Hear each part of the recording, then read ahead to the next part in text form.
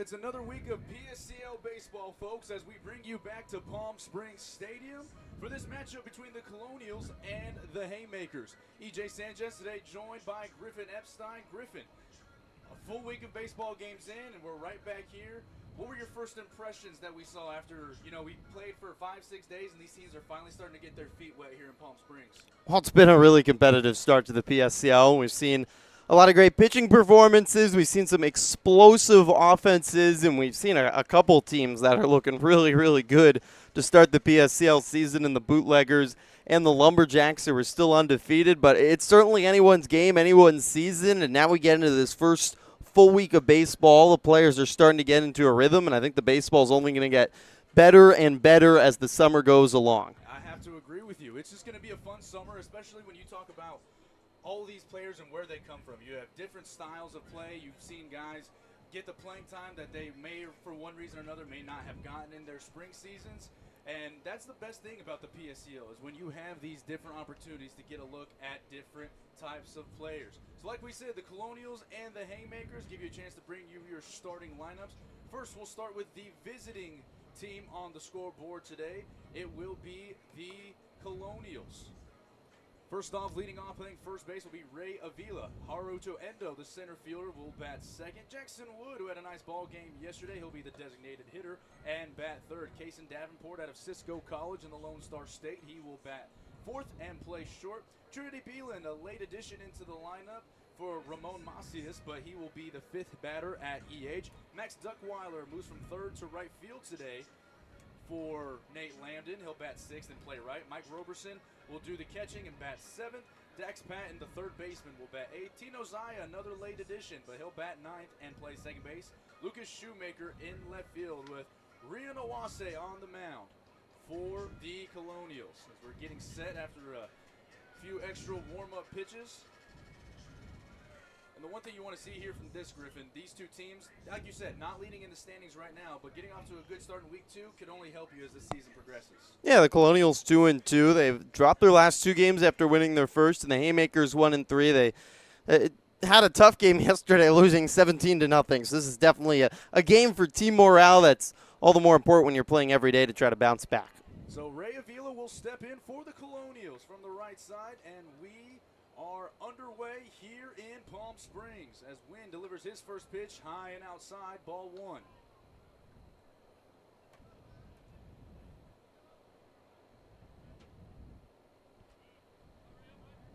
Quickly set at the belt. The delivery. 1-0 also high. So 2 straight fastballs go high. It's 2-0. James Taylor will lead, Ray Avila will lead off, and as we said, Haruto Endo waiting the on-deck circle for Nate Lambden. He's in a hitter's count here, 2-0. This one's fouled back to the screen. He gets his A swing off, a little in on the hands. Count goes to 2-1.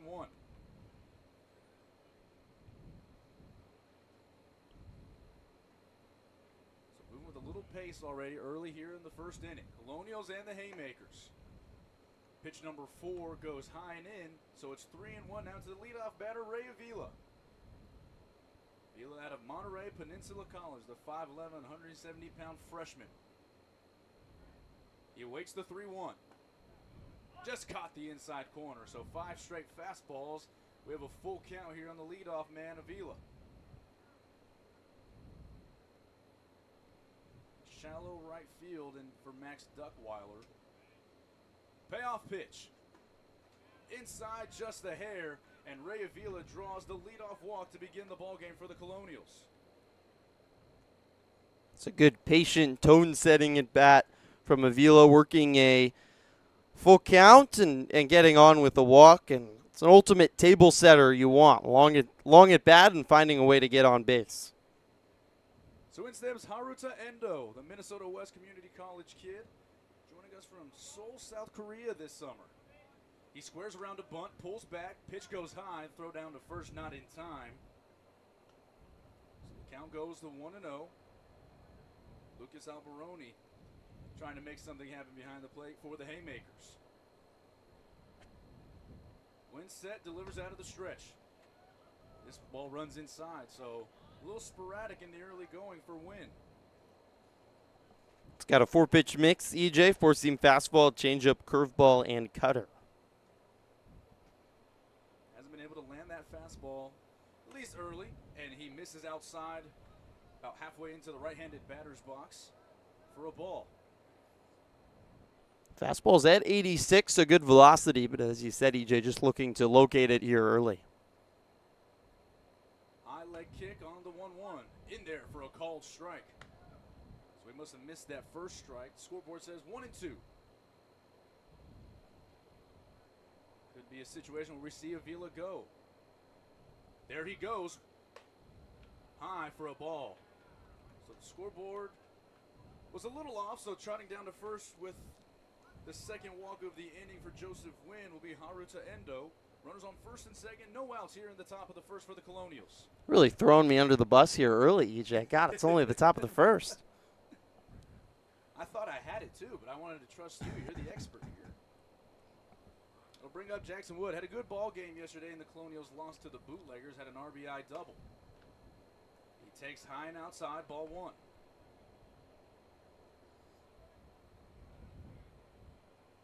Wood's going to be relied upon all season long for Nate Lambden. He's had a home in the middle of the order through the first week. He takes low on the fastball, down low. 2-0 here to Jackson Wood. Ray Avila on second, Haruta Endo on first. Both earned their walks off of Joseph Wynn. 2-0 pitch. Low and inside, so Jackson Wood also playing patient. He's ahead 3-0. Joseph Wynn might be in need of a breather, and you might see should another walk happen, a meeting with Lucas Alberoni on the mound. 3-0. In there for a called strike on the inside half. Able to get back in the zone. Runs the count 3-1.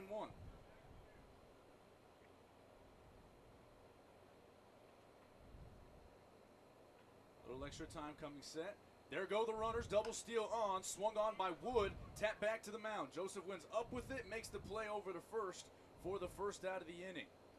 So a hit and run situation on 3-1. Advances runners to second and third for Kaysen Davenport. Does the job in the end. Much needed out for Wynn, but 2 runners in scoring position. Big chance for the Colonials to land an early blow. And the right man at the plate to do it. Kaysen Davenport out of Cisco College had a 2-for-3 ball game yesterday, including a double. He's been swinging a hot stick for these Colonials, who come into today at 2-2 on the season. Trying to get above 500 for the first time in a week.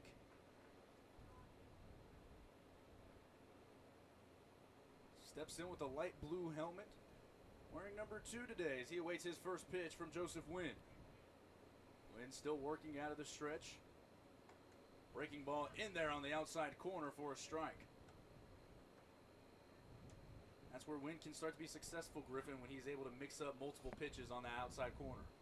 Let's see if we see greater confidence now from Wynn. He's gotten that first out under his belt.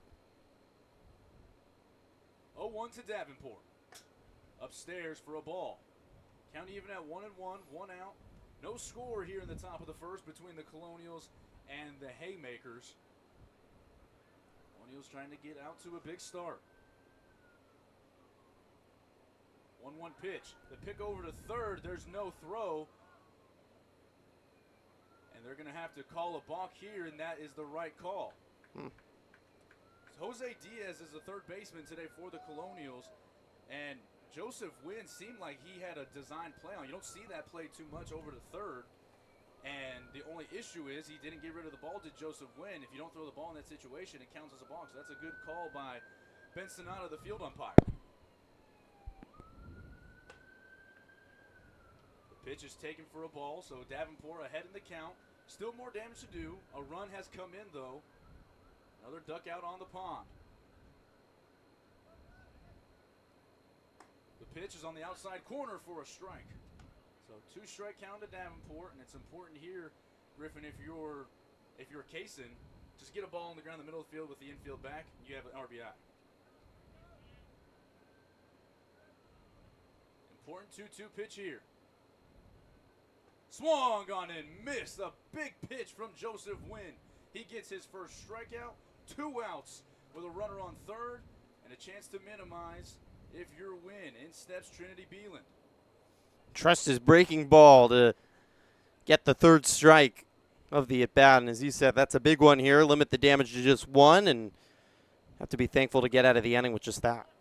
Fastball for Wynn catches the outside corner for the first strike to Trinity Beeland, who originally had the day off. He caught and has played a majority of his games behind the plate, trying to get a day off, but a late scratch and a late addition as Beeland lifts this into left field. Coming on is Shoemaker. He's going to let it fall in front of him.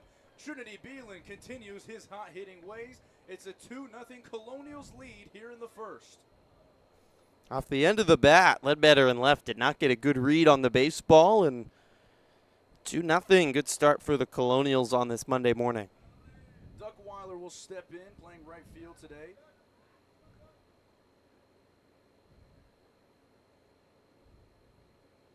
As he gets set for his first at-bat. 2-0 Colonials here in the top of the first. Aided by a balk and 2 walks to lead off the inning. A run came in on the balk, and you just saw the RBI single from Trinity Beeland. Mike Roberson waits on deck. 1-0 count to Max Duckweiler. Didn't get the start yesterday. He's in there today. There goes Beeland. The throw down to second is in time. What a throw from Lucas Alberoni on one hop. A nice tag on the back end by Levi Cook, and that will retire the side, but not before 2 runs come in for the Colonials. We'll see how the Haymakers respond when we return here on the PSCL Broadcasting Network.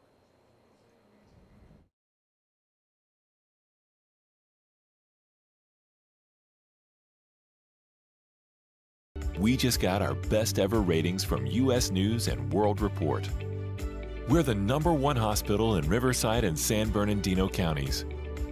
High performing in 17 common procedures from joint replacements to heart attack care. And for the first time, national ranking as high performing in 3 adult specialties. We're proud of these ratings, but what matters most, as always, is how we rate with you. Learn more at eisenhowerhealth.org/awards. There's something winning in the Agua. Catch all the action at 360 Sports at Agua Caliente Casinos. Watch your favorite teams on our giant wraparound screens. See live scores on the LED sports ticker. Win big with our bar top games and enjoy great twists on bar food favorites. And with 3 premier casino locations, 360 Sports is the ultimate fan experience. For more information, visit aguacalientecasinos.com. Whenever you find yourself hungry for something real, simple, and true, we're here for you. That's what a hamburger's all about. Try our big, beautiful all-day menu with more than 70 delicious dishes and our award-winning 3-course brunch for only $29.99. At Palm Springs' most popular restaurant, there's always a party at Lulu.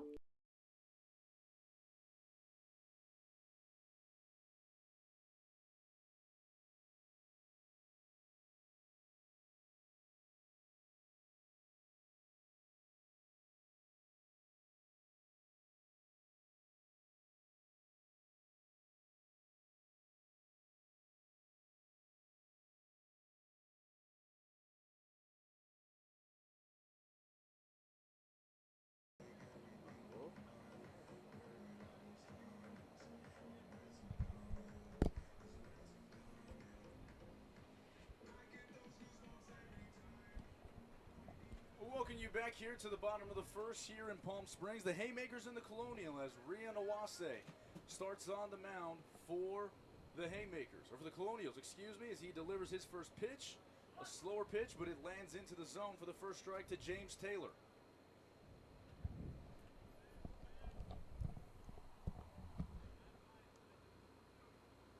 Awase quickly set. A little bit of a delayed leg kick, and this one's lifted into right field. Coming on is Duckweiler. He'll settle under it and make the catch for the first out of the inning. Rian Awase, a 6-pitch mix that he'll deliver. Also a couple of different arm slots, Griffin. He's going to be more of a deception pitcher rather than just trying to overpower anybody with a fastball. He does it early and gets an out on 2 pitches. So in steps Levi Cook. He's also been a stalwart in this lineup for Coach Brett Wellman, and he swings through strike 1. Owase finding some consistency in the zone early.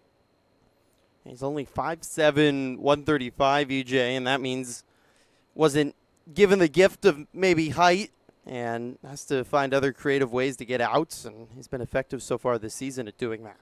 He misses down low for a ball. The defense from left to right, Lucas Shoemaker, Haruta Endo, and Max Duckweiler along the outfield from left to right. Dax Patton, Kason Davenport, Tino Zaya, and Ray Avila from left to right along the infield, with Mike Roberson doing the catching today.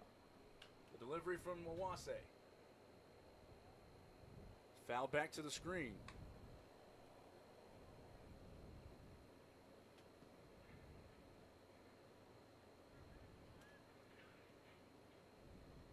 So it's a 1-2 count. Rian Owase with 1 out here in the bottom of the first. Another delayed leg kick, delivers home in the dirt. Roberson did a good job of keeping that in front of him, so the count's even at 2-2. 58 on the gun, mixing speeds, mixing arm angles, mixing pitch types. There's a lot going on the mound, and it's fun to watch, EJ. One of the so-called league favorites here in the first week. Swing and a miss. He has his first strikeout of Levi Cook. He took a little extra off, and Owase has 2 quick outs here in the bottom of the first. The first time that these batters are facing Owase, it's just got to be tough. You haven't seen him before, and you probably haven't seen a pitcher like him before, and you think maybe second time through the order they're going to be able to adjust, but this is really tricky to start off on a Monday morning facing such a crafty pitcher as Owase out of Japan. 2-0 here in the bottom of the first, and here comes a young man that's been swinging a hot stick here in the first week in the desert. Park Roeder takes a curveball in the outside corner for the strike. Roeder 5th in the South Division right now, batting .667 over his first 5 games, including today. He's also been a standout on the mound. It'll be fun to watch this season. He waits the 0-1. He takes it outside for a ball. Count even at 1-1. Well, hesitation from Owase, pausing the wind in the middle of it. He's got that in his repertoire as well. Quick pitch, 1-1. Lined into center field, and Park Roeder has another base hit. Up with it is Haruto Endo, who gets it back in, but Park Roeder continue to do what he's done from the left side of the plate.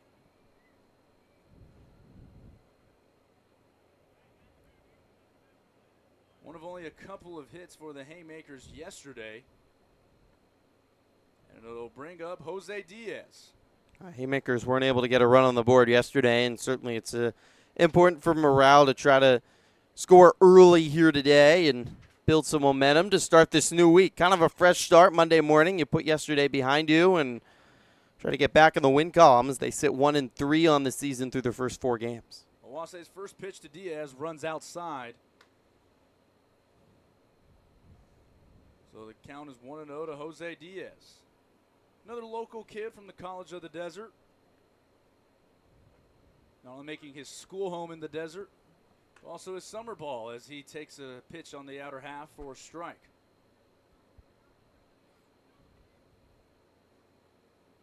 Owase deliberate in his check of Roeder at first, delivers. Down low. So 2-1 to Jose Diaz. Carson Ledbetter waits on deck. In the top half of the second, Duckweiler, Roberson, and Patton will be set to hit. There goes Roeder. Swing and a miss, and fouls it back to the screen. And we'll do it again. Roeder seems like he's starting to get a good jump. That's the tough part about having a delayed leg kick if you are Owase, which he likes to go to, is you open up the opportunity for a stolen base like that. Very deliberate pitcher for sure. With 2 outs, I'm not sure Roeder's going to take off and play that risk.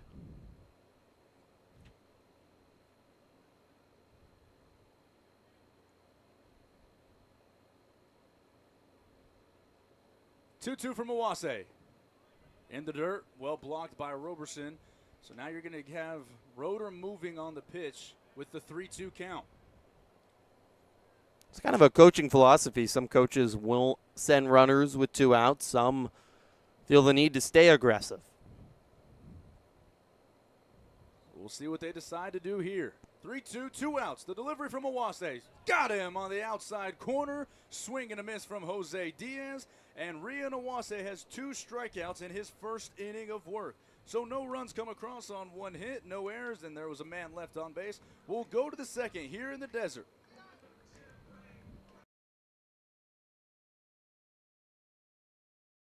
Desert Air started right here in the Coachella Valley in 1954, and we've been welcoming customers to our family ever since. With nearly 70 years of proven trust, dependability, and experience, we've got the AC and heating expertise to help you all year round. Plus, our factory-trained technicians provide well-informed maintenance, repairs, and installation, so you get our industry-best products with industry-best service. Contact our family at Desert Air. We'll make sure you live comfortably, always. Like a family setting, you know, we come and we get into conversation, and it's comfortable here is what I guess I'll say. It's comfortable. The hot cocoa has whipped cream and sprinkles in the whipped cream in the hot cocoa. Very family oriented. You know, they cater to the kids. They got the coloring books and crayons, and they have kid-sized stuff about almost for everything that you would want. So young and old, everybody can enjoy it. It's the best. Made from scratch memories. Elmer's. How do you define adventure? Riding the world's largest rotating tram car? Taking in SoCal's awe-inspiring views? Exploring over 50 miles of pristine wilderness? Enjoying casual or fine dining at 8,500 feet? Discovering our history? Experiencing our scenic trails? Getting that perfect souvenir? Whatever your adventure, you'll find it at the Palm Springs Aerial Tramway. Adventure at its peak. Begin your adventure at pstramway.com.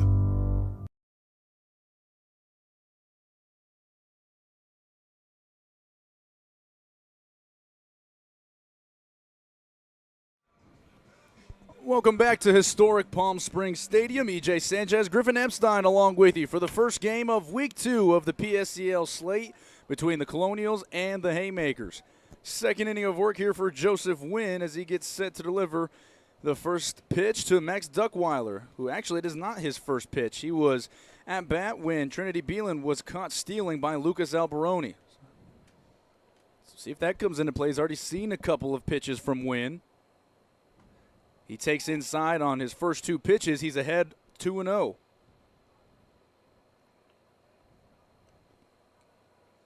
Moving with a lot different pace than Rian Awase. He wants to get going quick. He does here. 2-0. Finds the outside corner for a strike. He went back to the fastball. Count it 2-1.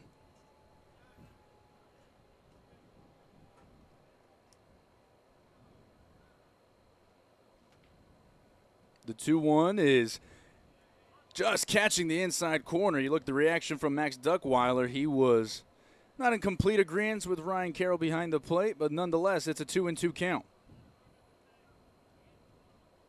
See what he decides to go with here. The 2-0 checks his swing in the dirt, blocked by Alberoni. I think he checked it enough where they're not going to even check with Ben Sonata at first. So the first batter of the top of the second runs a full count. Mike Roberson waits on deck for the Colonials. 3-2. Inside. Back-to-back innings.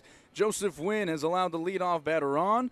Max Duckweiler will toss his bat and trot 90 feet for the leadoff base runner. Brings along Mike Roberson. 6'1", 190-pound freshman out of John A. Logan. Seen Roberson in a couple of spots this season, not only catching and at one of the EH spots, but he's also played a little bit of first base. Wynn's able to get back into the zone with a fastball that runs inside. Counts 0-1.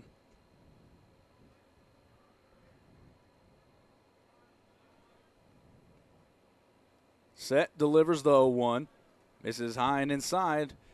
Counts even at 1-1. Roberson had an opportunity to get into the game yesterday. He had a pinch hit opportunity. He came up empty. It was a tough Lumberjacks team that the Haymakers were tasked with yesterday as the curveball drops into the zone for the second strike. When starting to look at that pitch better, that's Certainly good news for his repertoire as he tries to settle into this outing. He's ahead. He delivers the 1-2. Up high, checking down is Alberoni, and he's not in time to get Duckweiler. I think it was more of a courtesy throw than anything to keep Max Duckweiler at bay.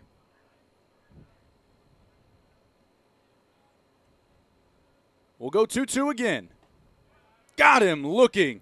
And Mike Roberson knew it. A backwards K for Joseph Wynn, his second strikeout of the game. It'll bring up Dax Pettin with a runner on first. Back to the curveball. That was probably Wynn's best pitch of the morning so far. Dax Patton, another one of the starters who's getting an opportunity after yesterday. Was in the 10th spot in the game yesterday against the Bootleggers. A 6-5 tough loss for the Colonials as the first pitch to him is outside for a ball. Patton did go 1 for 2. He had an RBI single in yesterday's game, and it was in the third inning that had the Colonials ahead. There goes Duckweiler. The throw's in the dirt. He'll swipe it easily. A stolen base for Max Duckweiler. So Dax Patton will have an opportunity being ahead in the count and a runner in scoring position here in the top of the second. Excuse me, the count's 1-1.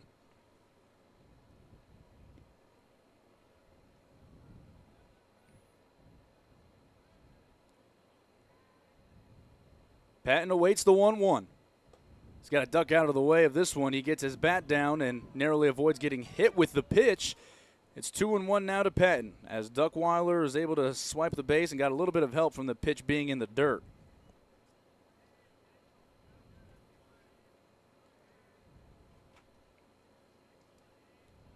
Set his win. Delivers the 2-1.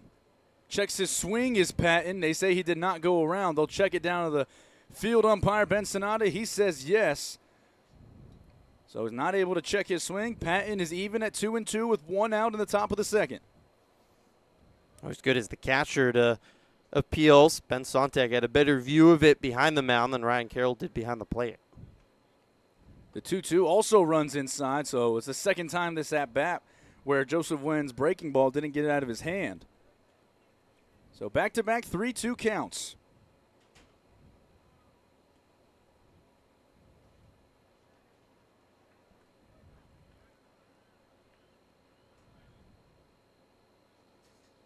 The 3-2. Line towards the shortstop. Cook, he's able to deliver back to second, not in time. It's good base running by Duckweiler at second. He didn't get off too far and gives an opportunity now to Tino Zaya.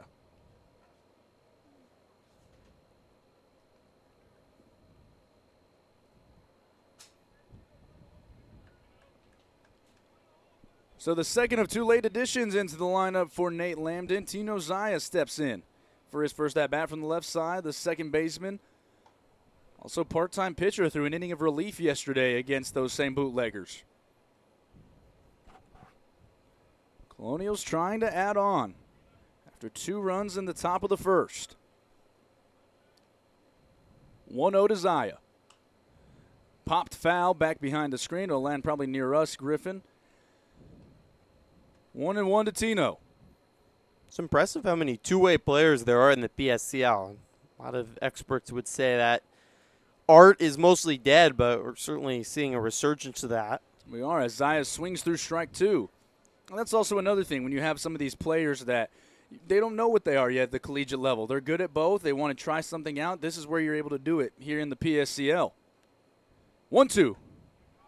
Narrowly misses the inside corner. Wynn wanted it, but I think it's a good call behind the plate from Ryan Carroll. I'd be curious if Shohei Ohtani helps lead to a resurgence and more players trying to become two-way players. Say 10, 15 years from now, you see that become more commonplace at the highest levels of baseball. I don't think there's any doubt about it. I mean, Jack Caglione from Florida, everybody's talking about it. It feels like the first time we've had a two-way player like that. And one of the highest levels in college baseball. 2-2. Misses outside. So the pitch count for Joseph Wynn, probably not where he wants to be here in the second inning. He was ran full a couple of times in this inning and ran full a couple of times in the first. See if he can get himself out of this jam.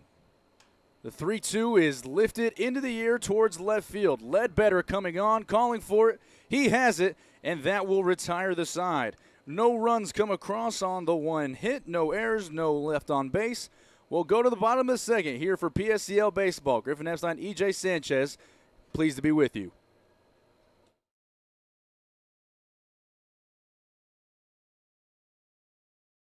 Outdoor living in the Coachella Valley is spectacular, and Tessera is the premier builder of outdoor living spaces in the desert. Nobody does it better than Tessera. From one end of this valley to the other, from Palm Springs to Rancho Mirage, Palm Desert, to Indio and La Quinta. For 35 years, we've created the ultimate in outdoor living, landscaping, pools, and patios, so you and your family can enjoy each other. Live well. Live Tessera. Whether you're building, landscaping, renovating, refreshing, or simply researching, rent the right size tools for your size jobs. In store, online, or in-app at Sunbelt Rentals, where tools rule.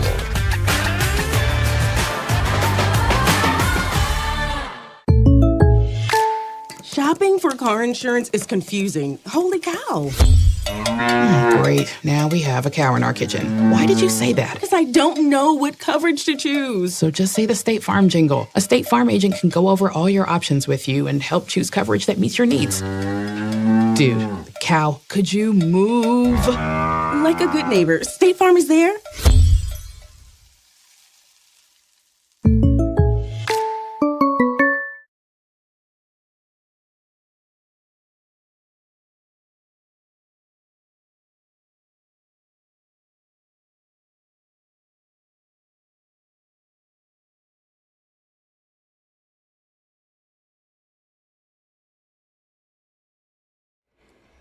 Carson Ledbetter will lead things off for the Haymakers here in the bottom of the second. E.J. Sanchez, Griffin Epstein along with you.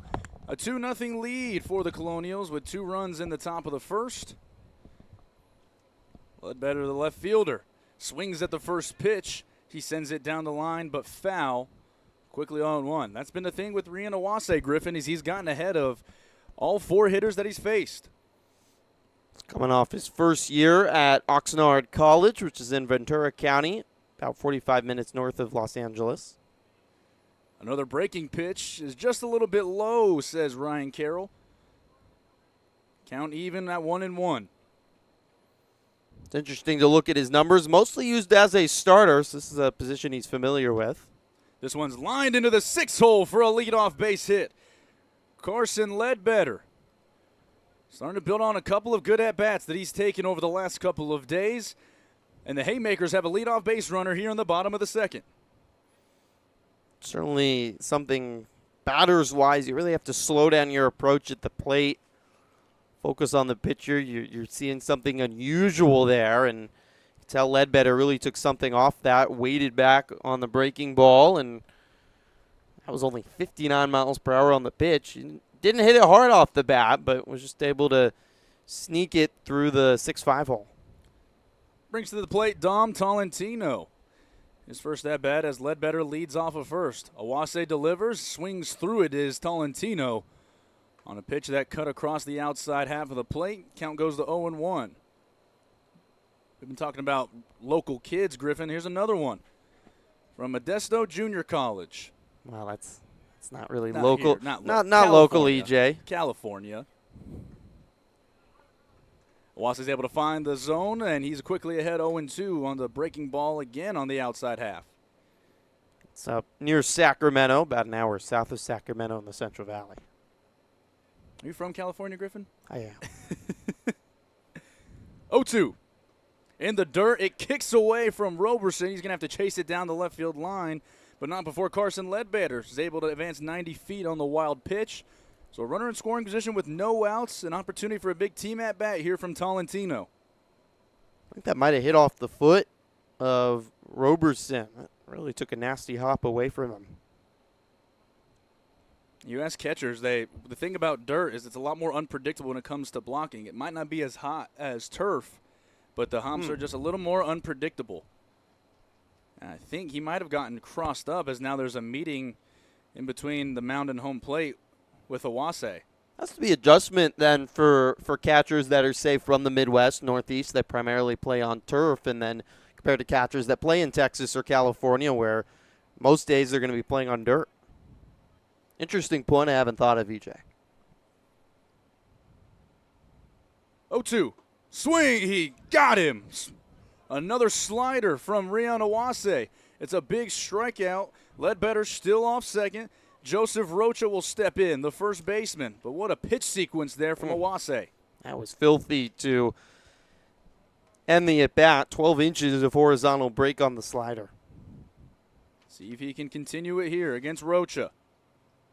First pitch in the dirt, well blocked by Roberson. And it's not so much of a technical thing, Griffin. You're always going to go down and block pitches the same way. It just might be reading that the dirt's a little bit quicker, which it is here in Palm Springs. It's a quicker infield than I'm sure a lot of guys are used to. Not necessarily a bad thing. It's just how the field plays. 1-0. Tap towards the left side. Fielded there by Diaz. The throw across in time, but still advancing to third will be Ledbetter. So it's a good play on the left side, but maybe what wasn't taken into account was the look back at second. Might not have been long enough, and he's able to advance as Ledbetter. So it'll give a 2-out RBI opportunity to Aiden Cardoza. Cardoza, the second baseman, also a reserve that found his way into the game yesterday in that loss to the Bootleggers. Awase trying to pitch out of trouble. And on the hands of Cardoza, who's able to fist this down the first base line into foul ground. Counts 0-1. Back to Awase's numbers. What impresses me a lot, EJ, he only had 7 walks in his freshman season at Oxnard College in 32 2/3 innings pitched. With all the different pitches going on the mound, the different arm slots, the hesitation, you think there might be some games where he's struggling with command, but that's not the case. This one's tapped back to the mound, and Awase, who will run over, flip it to Avila, and that will retire the side. No runs on one hit, no errors. There was a man left at third base, but Awase strands him. We've played 2 here in the desert. 2-0 Colonials lead as we head to the top of the third.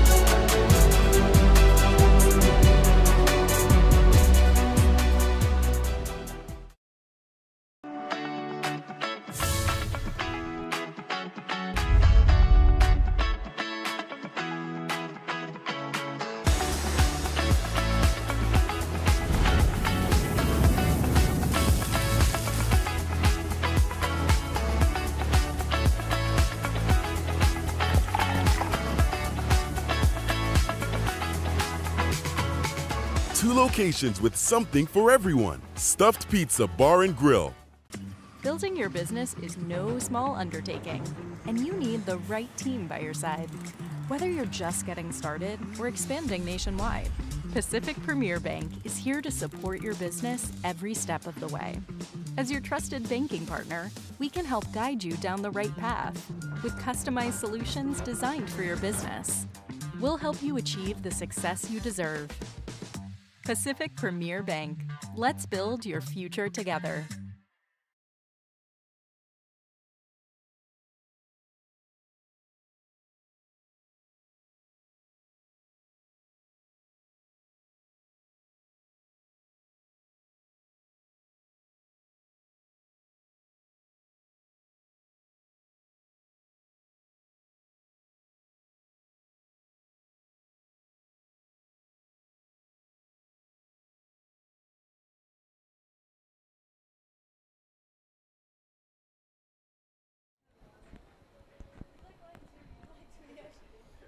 Welcome back to Palm Springs. EJ Sanchez, Griffin Epstein for the third inning.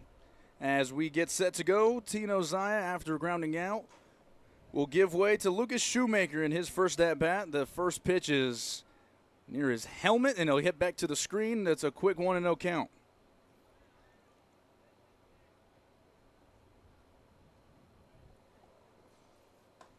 The second pitch, a lot closer to where Wynn wanted it. It's a fastball in the mid-80s that finds the outside corner.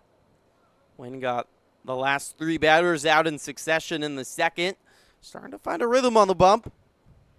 He misses high and away for a ball, and it's really been when he's been able to go to that off-speed pitch to almost get his landing point to a better spot. That's when his fastball has been at his best. 2-1 from Wynn. And I think it did. It clipped the hip of Lucas Shoemaker. So he's aboard. Now the third straight inning that Wynn has allowed a free pass as a leadoff base runner with a walk in the first, a walk in the second, and now a hit by pitch as we go back to the top of the order. That's a tough way to find success for sure. He was able to get out of it in the second, but now facing this top 4 batters for the Colonials, and there's a lot of pop. These top 4 guys in the lineup. Avila, one of the aforementioned leadoff batters, takes a ball high and inside.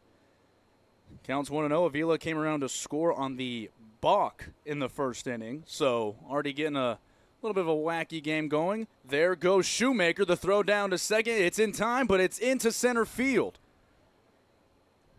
The throw beat him there, but it took a awkward hop, and Cook was not able to corral it. It'll go down as a stolen base for Lucas Shoemaker.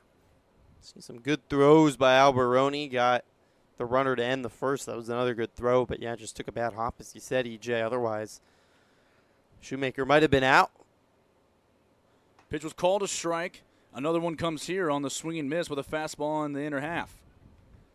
1-2. We saw Wase get out of trouble with a leadoff runner reaching second base with no outs. We saw him get out of it. And Joseph Wynn do the same thing. He's ahead 1-2 to Ray Avila. Delivery. Checks his swing on the outside corner. I don't think they're even going to check this one, but he thought about it. The count goes even to 2-2 on the fastball that missed away. They did appeal, but that was nowhere near coming around. 2-2. Swing, and this time he definitely went around. He thought about checking his swing, but it was too late, and Ray Avila is down on strikes. 88 on the gun. That's the hardest pitch thrown of the day by Wynn. He's starting to feel some rhythm on the mound.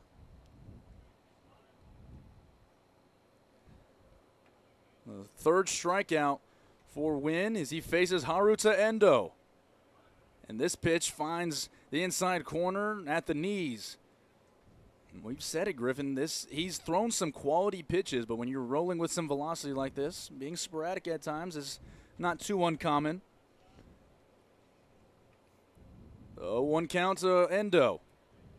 Upstairs, count even at 1-1. A little bit of a shallower infield than outfield, than we're used to seeing Taylor playing a step or two to the right of center field, and a shallow right field played by Tolentino. Inside, Endo has to get out of the way, stopped by Alberoni, and it's a 2-1 count. My goodness, Tolentino is within a couple of feet almost, it seems like, of Rocha in right field. If Endo's able to pull this with any sort of pop, it'll be at least a triple. This pitch runs high and inside again. So it's 2-1. Haruta Endo in a hitter's count. He also came around to score. He came around on the RBI single from Trinity Beeland in that first inning. Delivery lifted into right field. This will be extra bases. A run will come across. Here comes an easy run, and going to third will be Haruta Endo. He'll stop here. An RBI triple, and the Colonials go ahead 3-0. He's spoken into existence, EJ. Tolentino had been playing in all day, and Endo made him pay. That's either a single or maybe even an out if Tolentino's playing at normal distance. Instead, skies it over his head, and Tolentino had to race all the way to the warning track, and it's easy a triple as you're going to get from Endo. They'll bring the infield in here with one out with Jackson Wood coming to the plate.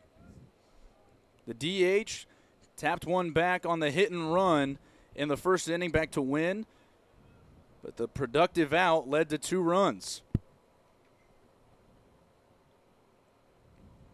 That ball was smoked by Endo. 1-0. Down low, handled by Alberoni. Now maybe learning a little bit from the alignment gaff. Tolentino playing a little bit normal depth in right field, but still it looks like he's playing really shallow. This pitch finds the zone for a strike.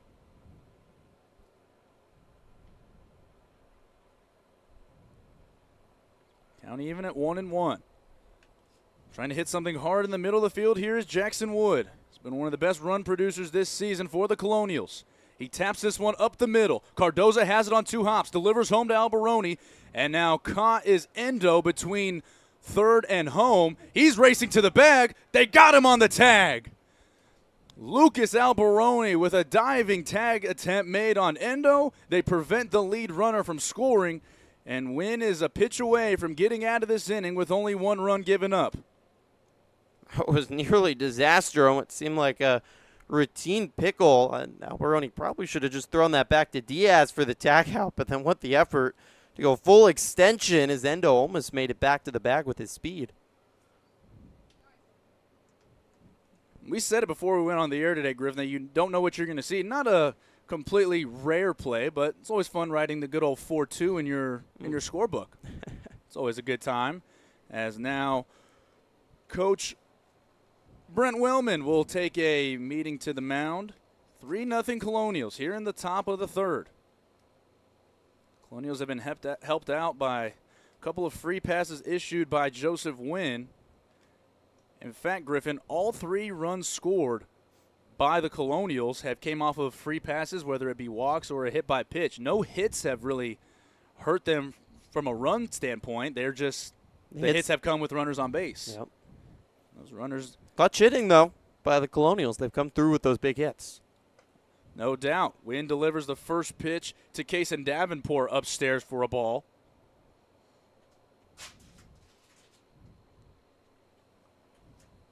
Wynn trying to work out of this, trying to give his manager at least 4 innings today. Runs high and inside. 2-0 now to the Cisco College kid, Kason Davenport.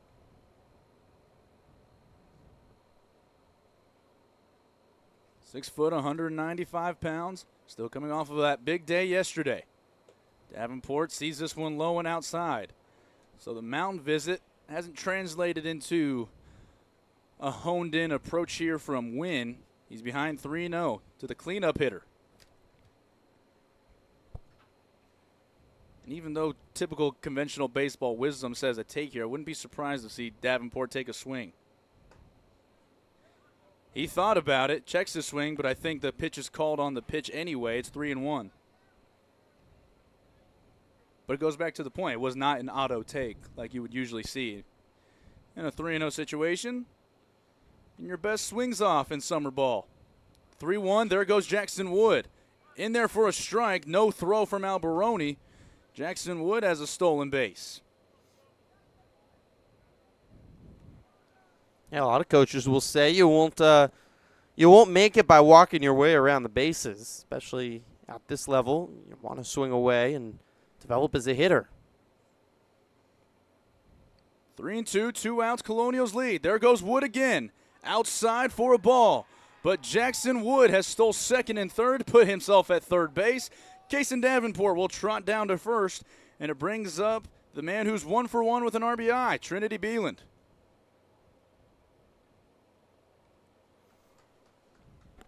Could be a devastating blow here by the Colonials to the Haymakers. Add a few more runs here in the third on what's already a 3-0 lead. There is action in the Haymakers bullpen. There goes Davenport. Not able to get a handle on it is Alberoni. So with a couple of pitches, the Colonials are able to take advantage of either the timings or a scouting report that they have. They've worked themselves into a second and third situation. 4 stolen bases now. Nate Lambden's been aggressive on the base pass, 5 stolen base attempts. They're starting to find some success. The 1-0 to Trinity Beeland. Lifts this one behind the screen for a foul ball. 1-1. Beeland living the good side of being a catcher. Whenever it's not your turn to catch, you're able to, if you're a good enough hitter, that is, you plug yourself into the DH or EH spot the next day and get off your legs. Were you a good enough hitter to do that, EJ? Depended on the day. Beeland taps this one to short. Cook up with it, shovels his feet, throws across for the third out of the inning. But not before the Colonials bring another one across. They lead 3-0 as we head into the bottom of the third here in PSCL baseball.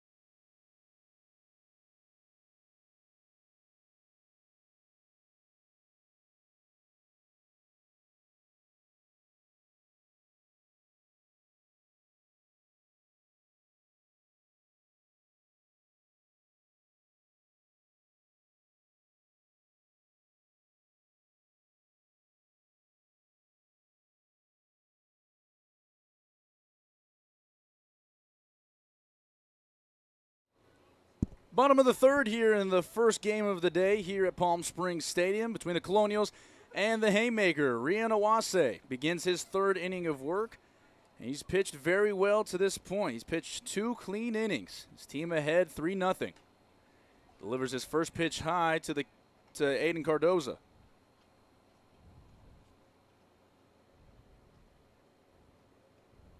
Excuse me, that's Lucas Alberoni, the catcher. He chokes up a little on his bat here and delivers a strike. Griffin with a choke up this early. It's not like you're in a 2-strike situation or everybody's on base. Could this be trying to keep your swing shorter with a pitcher that has this kind of slow velocity? Absolutely. Alberoni taps this to short. Cason Davenport up with it. Strong throw across first and a nice stretch by Ray Avila for the first out. Goes to the backhand, and it's a quick out for Owase as he begins his third inning. That's a long throw for Davenport. Shut off the arm, and like from the second baseman, too, Tino Zayo racing over to back up the bag, knowing that's a long throw, and those are the little things coaches notice and love. Brings to the plate Aaron Garcia, the DH, for his first at-bat of the game. Owase, again, like we've mentioned, being a little deliberate, changing up his windup every now and again. The delayed windup gets a swing and miss here from Garcia. So the count's 0-1.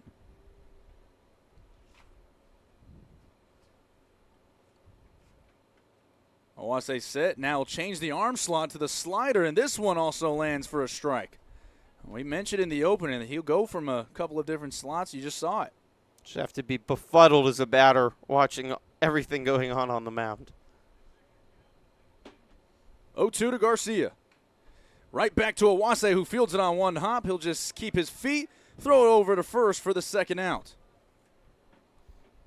It's just 58. Just has to be frustrating as a batter. You're seeing the different arm slots. You're seeing the slow pitches, and you kind of feel like you're on a ship on busy waters. There's a storm out there, and you can't even find your balance. Awase, 2 quick outs, looking for his first 1-2-3 inning. Misses inside for a ball. Back to the top of the order, and James Taylor. He flew out to right in the first.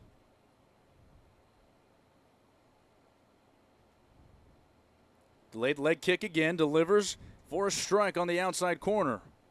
1-0 to the leadoff man, Taylor. It's one of those ships in like the deadliest catch on the Bering Sea in northern Alaska. That's the feeling of the hitters right now. The 1-0 is pulled a little bit by Awase. It's outside.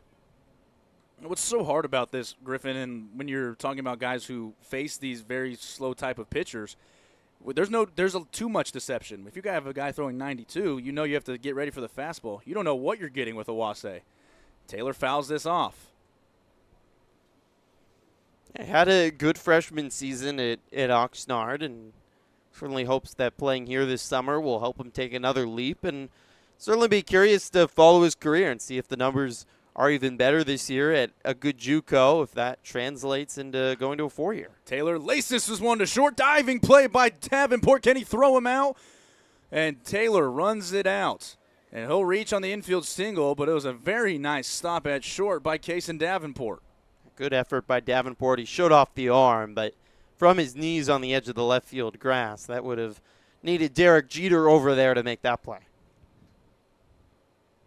So with 2 outs, brings the second batter, Levi Cook, up. He struck out against Awase in the first.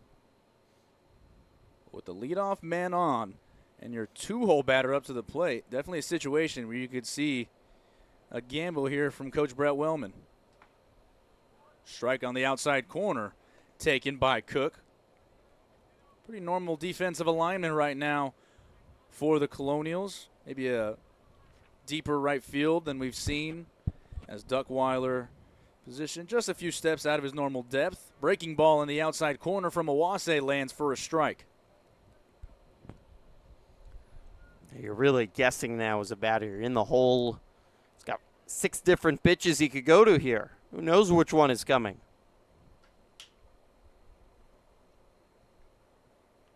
Taking his time as Awase. Delivers the 0-2.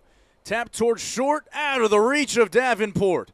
Back-to-back 2-out hits for the Haymakers. Levi Cook gets on the board.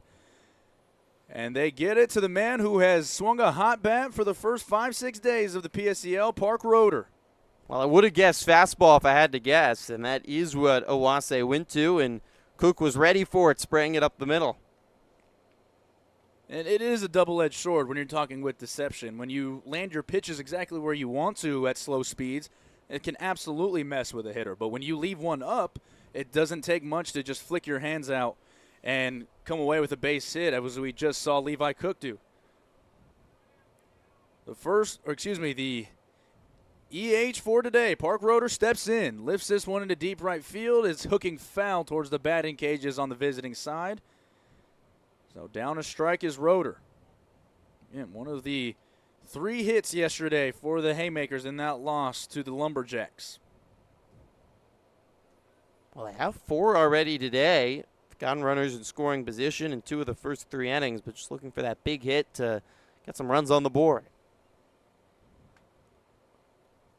Haymakers looking to chip into the lead. They have the right man at the plate. The 0-1 outside, throwing down to second is Roberson. And luckily Davenport was there. Could be a timing play that was on between the two, but didn't look like James Taylor got off that all too far.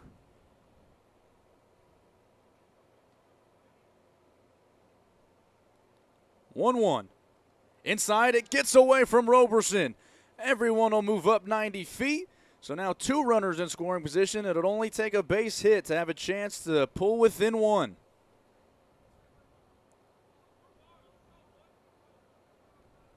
You see the reaction right now from Mike Roberson, Griffin. You ask him after the game, he probably would at least ask himself to try to use his chest more than just going with his hand and trying to make a short-handed pick like that.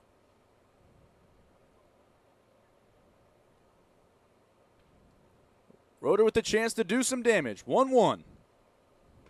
Outside taken for a strike. And that looked like a pitch that moved to the opposite side of the plate. Looked like you can call that a changeup.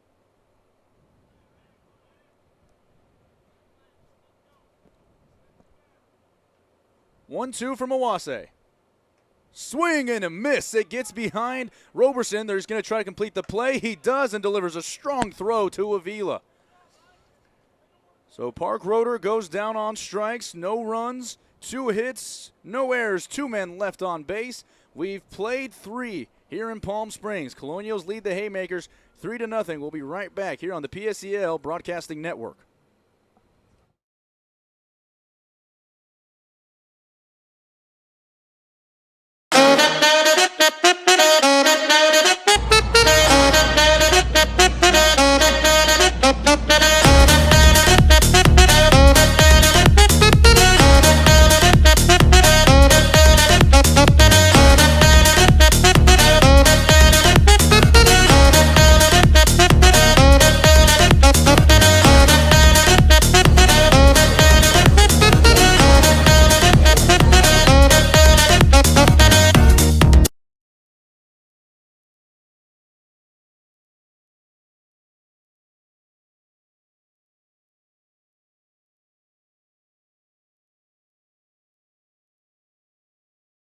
There's something winning in the agua. Catch all the action at 360 Sports at Agua Caliente Casinos. Watch your favorite teams on our giant wraparound screens. See live scores on the LED sports ticker. Win big with our bar top games and enjoy great twists on bar food favorites. And with 3 premier casino locations, 360 Sports is the ultimate fan experience. For more information, visit aguacalientecasinos.com.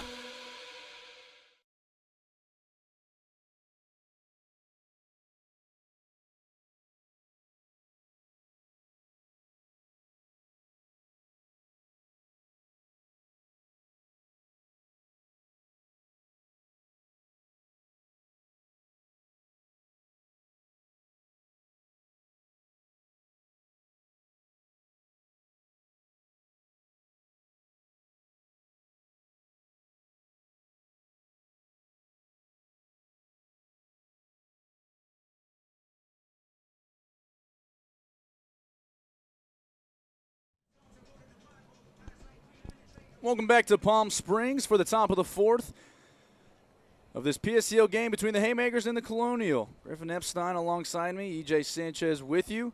New pitcher into the game for the Haymakers, Augie Cowan. He delivers his first pitch high and inside to Jose Diaz.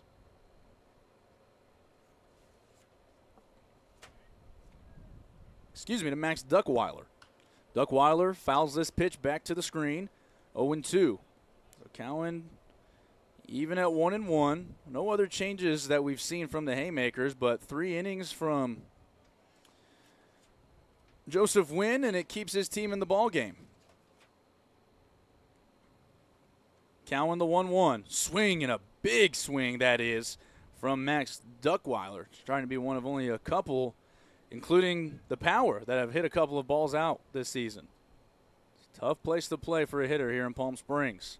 1-2. Got him. He got him on the swing and miss. So Augie Cowan comes in. He retires his first hitter on strikes, and it brings to the plate Mike Roberson. Definitely an imposing start by Cowan. 3 pitches, 1 strikeout. Still only a 3-run ball game, so important for the Haymakers to keep these games within arm's reach as they try to bounce back from their loss yesterday. Cowan delivers to Mike Roberson, who struck out looking in the second. Maybe the line might not look gorgeous, Griffin, but at the end of the day, Joseph Wynn pitched out of trouble a couple of times, and as you said, he kept his team in the ball game.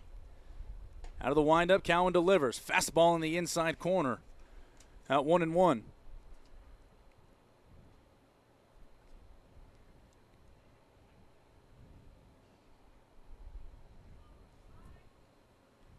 Cowan delivers the 1-1. Breaking ball just misses towards the top of the zone. Tried to get it to drop in. Didn't drop enough, so ahead is Roberson, the catcher. Made a nice play to finish off that 3rd inning. This pitch is low. Well received by Alberoni, but he doesn't get the call from Ryan Carroll. So now even more ahead. Roberson's going to have an opportunity to get into a nice hitter's count. 3-1 from Cowan. Swing, and he just misses it as it goes off the end of his bat back to the screen. The count will go full. That's the type of swing you want to see in a 3-1 situation if you're a hitter. Payoff pitch. Lifted into the air towards right side. It'll touch down near the batting cages. And we'll do it again at 3-2. Cowan's fastball in the low to mid 80s. That one coming in at 82. Delivers another 3-2. Fouled back to the screen, and we're going to do it again. It seems right now, Griffin, Roberson, after swinging through that 3-1, he's been on the last couple of pitches from Cowan. You know, when you foul it straight back, that you just missed it. A little above or a little below your bat. See what he decides to go with here. This one also fouled back to the screen, went down low and golfed it out. So Cowan doubles up on back-to-back fastballs, and Roberson's been equal to the task.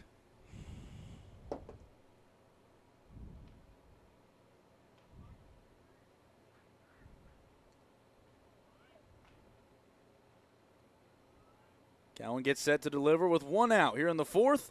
The breaking ball misses above the zone, and this battle is won by Mike Roberson. He'll trot down to first with the first base runner of the fourth inning for the Colonials. That's as well-earned a walk as you're going to see today. Impressive by Roberson, and Colonials got another runner on courtesy of a free pass. They've done that every inning today. Dax Patton steps in, the third baseman. He lined out to Levi Cook back in the second. Tino Zio waits on deck. Playing double play depth is Cardoza at second, and a little deeper shortstop is Levi Cook, playing a little more in that sixth hole. They're going to go and check on Mike Roberson. Back with plenty of time. It's Tomas Carrillo, who is pinch running EJ for Roberson. Carrillo with an aggressive secondary. Alberoni will take a look at him. He won't throw down, but a little more of a prolonged stare. Carrillo had the start yesterday for the Colonials. They're going to check on him again. So he certainly has the attention of Augie Cowan. Cowan had a hit yesterday playing the outfield for these Haymakers. A big leg kick. There goes Carrillo, but it's fouled back to the screen.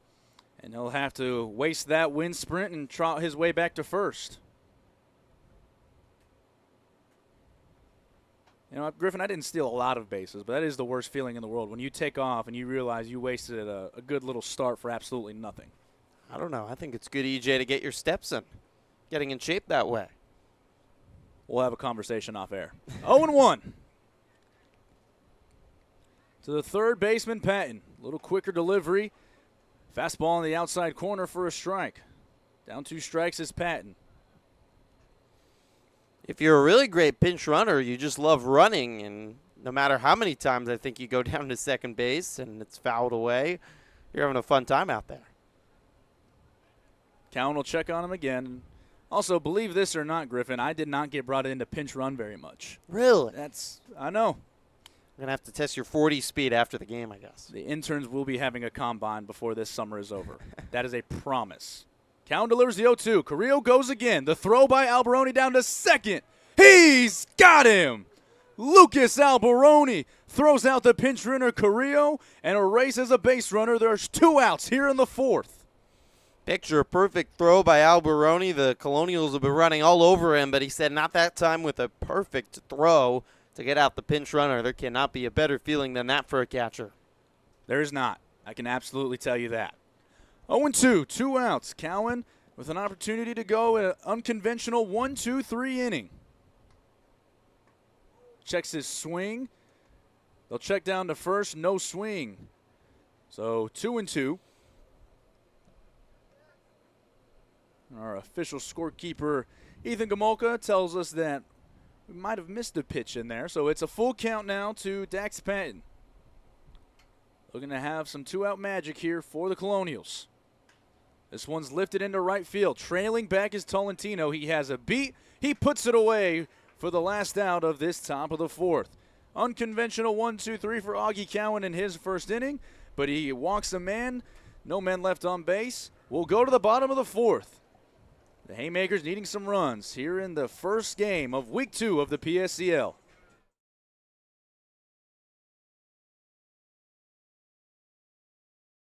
There's something winning in the Agua. Catch all the action at 360 Sports at Agua Caliente Casinos. Watch your favorite teams on our giant wraparound screens. See live scores on the LED sports ticker. Win big with our bar top games and enjoy great twists on bar food favorites. And with 3 premier casino locations, 360 Sports is the ultimate fan experience. For more information, visit aguacalientecasinos.com.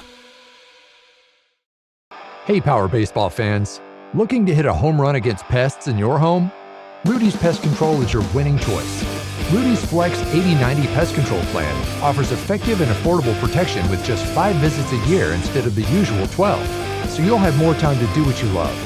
Visit rudyspest.com or call 760-746-PEST and declare, heck no, 12's gotta go. Rudy's Pest Control is your home run choice, so get started today. Think of the highest quality you can imagine. Now, think higher. Hamburgers, all about. Try our big, beautiful all-day menu with more than 70 delicious dishes and our award-winning 3-course brunch for only $29.99. At Palm Springs' most popular restaurant, there's always a party at Lulu.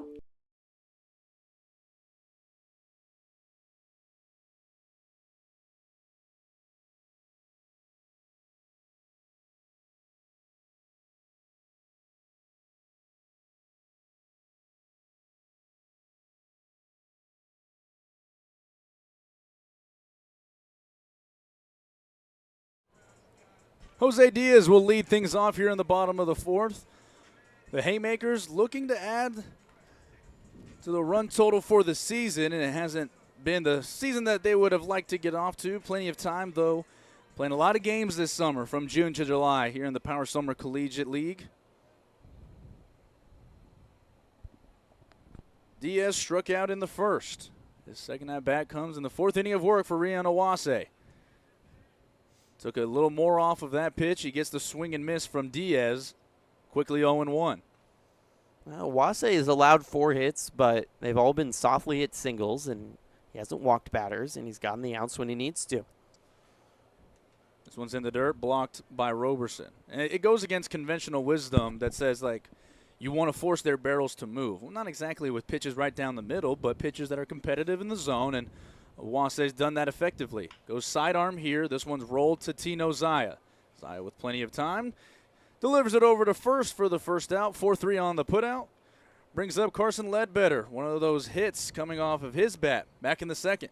Compare that to the Colonials. They've only allowed 2 hits, but the command for the much faster throwing Win was more of an issue. He walked 4 batters, make it, hit 1, and even though just 2 hits, they have 3 runs across. As we said, all 3 of those runs on the scoreboard are hit by pitches or walks. Owase is able to drop this one into the zone on the inside half for a strike.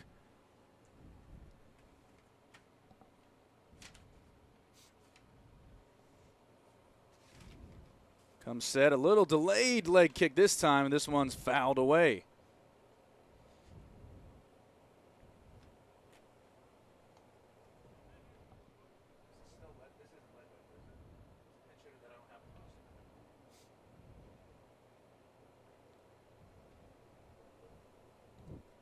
So Owase continues to work with a straight-up infield that has Zaya maybe playing a step or two to his left of his normal depth. He delivers and fouls it back to the screen. So Ledbetter working to fight off a couple of these off-speed pitches from Owase. He's still in the hole. Saw a sprint from Haruto Endo. They're playing him straight up to a little bit of a opposite field approach. Doesn't matter. He swings through this one. It's in the dirt. They have to complete the play at first. Roberson with a strong throw to Avila. And Awase gets his strikeout. Brings up Dom Talentino. That is the 4th strikeout of the game for Rian Awase. 5th strikeout for Awase, and every other out has been by way of the ground ball. Pretty easy to see there, Griffin, that whenever he's not getting his strikeouts, he's not allowing himself to elevate anything.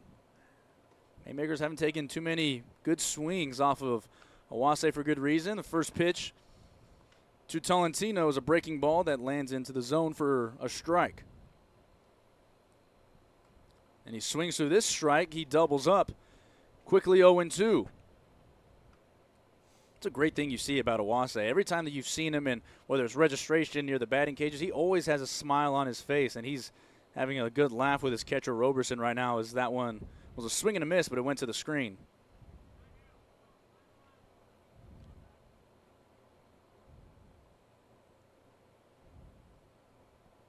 Has a chance to pick up another strikeout with 2 outs here in the 4th.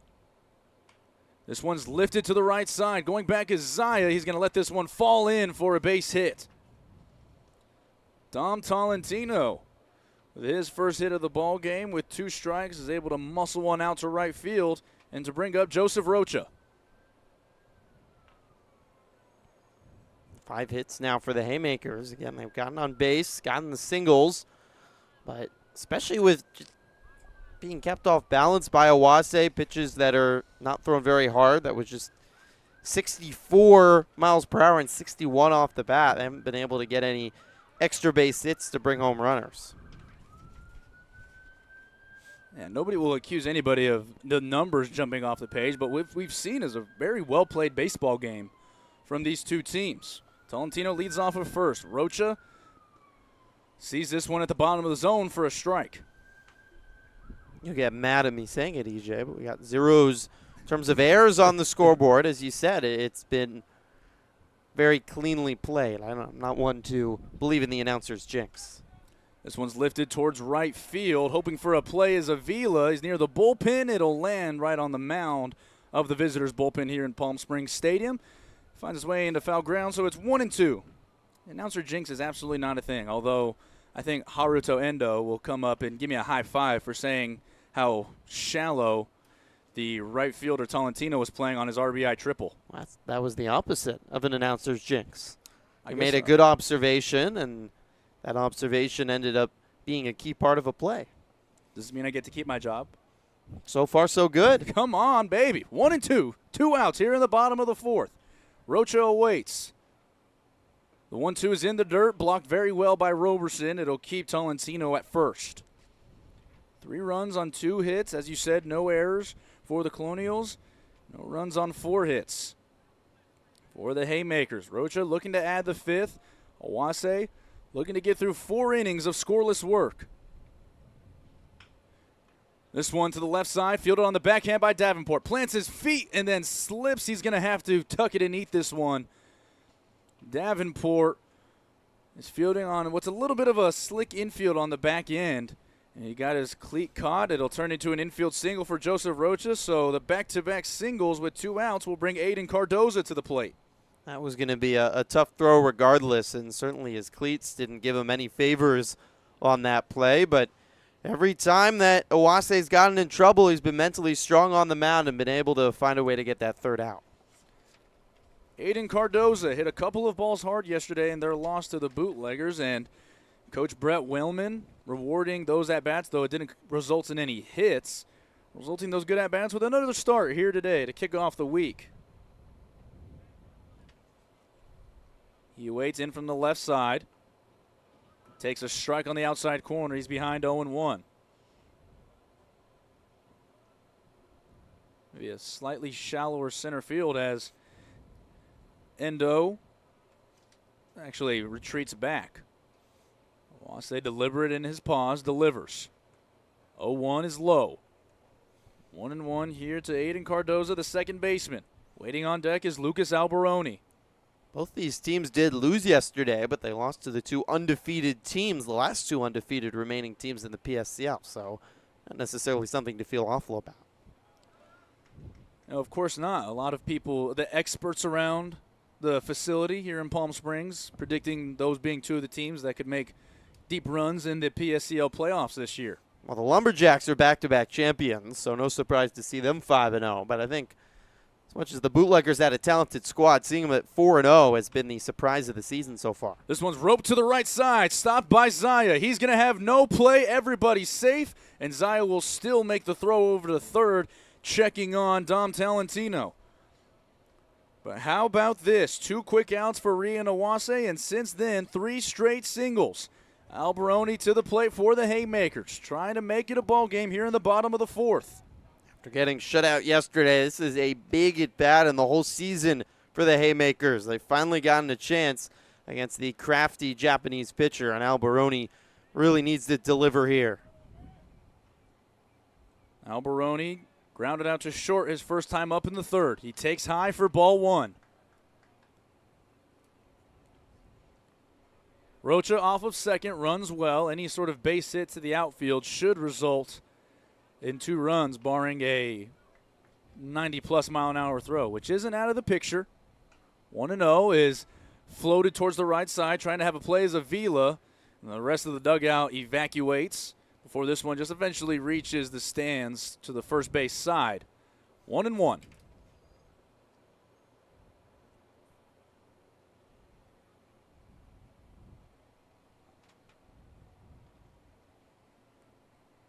Bases are loaded with Haymakers. Lucas Alberoni trying to deliver one. 1-1 from Awase. Taken for a strike on the outside corner and a pretty slider from Awase. And now if you're Alberoni, you put yourself in a position where you have to think about 2 arm slots and 6 pitches with 2 strikes. 1-2. Tap towards the middle of the field. Up with it is Zaya. The flip to second. He's got him. A nice play by Tino Zaya on a sliding backhand play that prevents any runs from scoring. The shutout remains intact in 4 innings for Rian Awase. No runs on 3 hits. 3 men left on base. We go to the top of the 5th here in Palm Springs.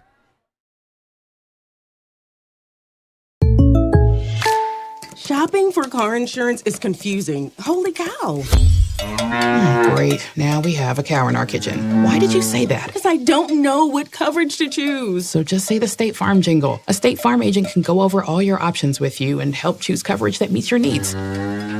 Dude, cow, could you move? Like a good neighbor, State Farm is there.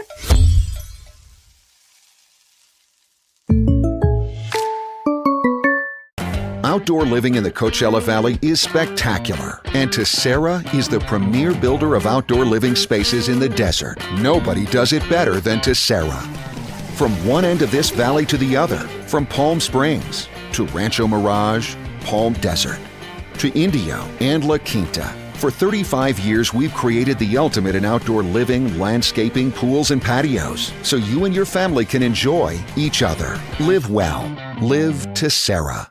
Desert Air started right here in the Coachella Valley in 1954, and we've been welcoming customers to our family ever since. With nearly 70 years of proven trust, dependability, and experience, we've got the AC and heating expertise to help you all year round. Plus, our factory-trained technicians provide well-informed maintenance, repairs, and installation, so you get our industry-best products with industry-best service. Contact our family at Desert Air. We'll make sure you live comfortably, always.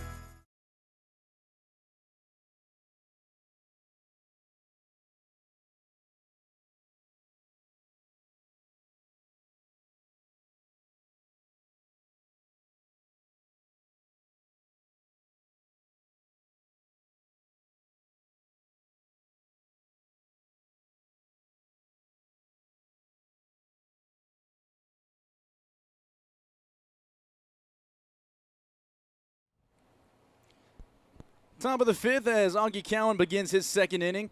First pitch is bunted at and fouled back to the screen. The count is 0-1. Lucas Shoemaker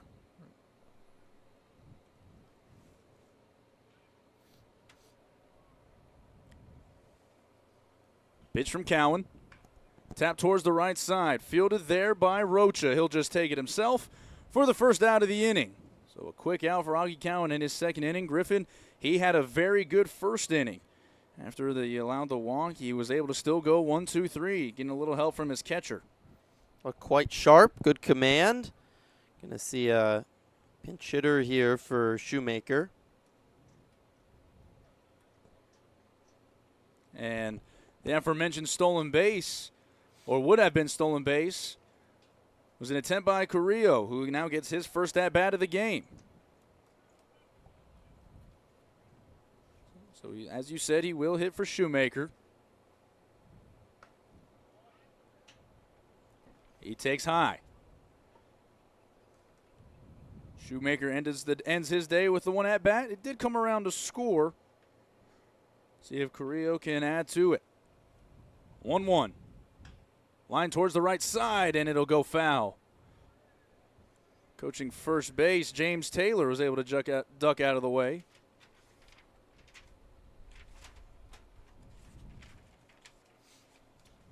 It's 1-2. They have to pause for a second to go get the ball down the right field line.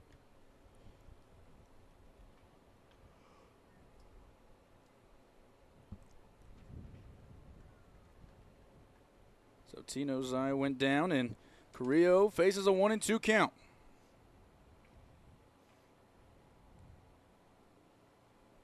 Cowan delivers. Off-speed pitch, couldn't get it out of his hand. He misses inside. Count even at 2-2 to Carrillo. Carrillo out of Modesto Junior College again, the 6', 200-pound sophomore.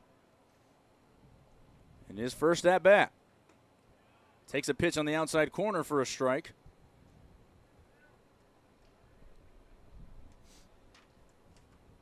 So 2 strikes on the scoreboard, 2 balls, 1 out here in the top of the 5th. Cowan delivers. Swing and a miss. He got him. He went upstairs. Carrillo chases the second strikeout of the game for Augie Cowan. It'll bring up the top of the order in Ray Avila.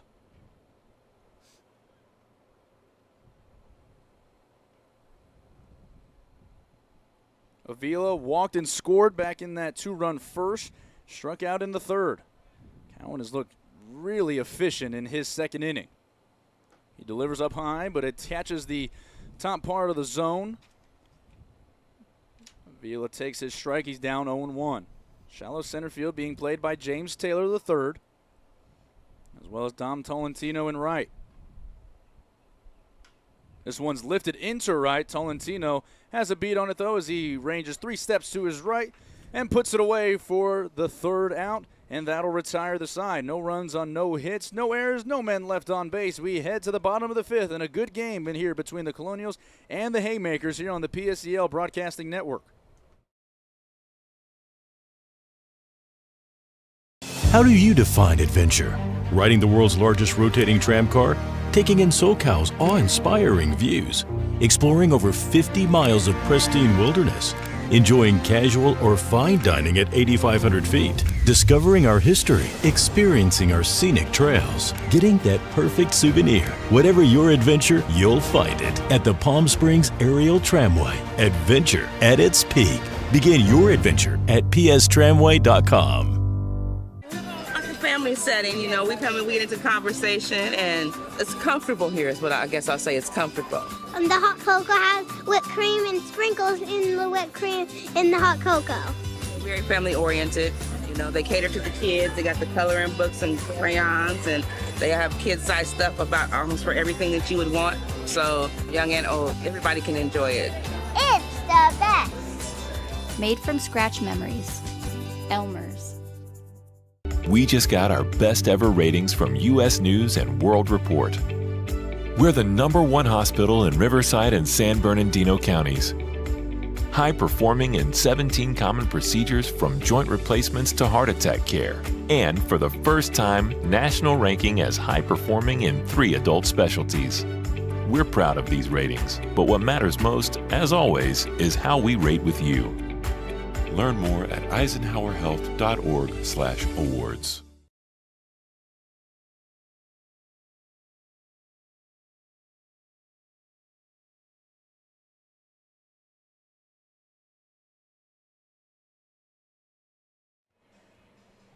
Aaron Garcia will lead things off here in the bottom of the fifth. E.J. Sanchez joined by Griffin Epstein for the first of two being played here in Palm Springs Stadium.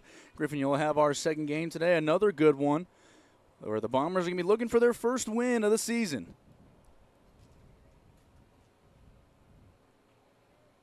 Owase begins his fifth inning with a delayed motion and delivers home for a ball. It's always a treat to see the Lumberjacks 5-0 on the season. They've been dominant, a whole plethora of talented players, infield, outfield, and pitching. They're going to be awfully tough to beat this season. When Johnny Young is going 2 for 3 with a triple and 2 RBIs, you know it's going to be it's a deep team. Well, they used maybe their best pitcher yesterday in James Williams, who was dominant against these Haymakers. See who they go with today.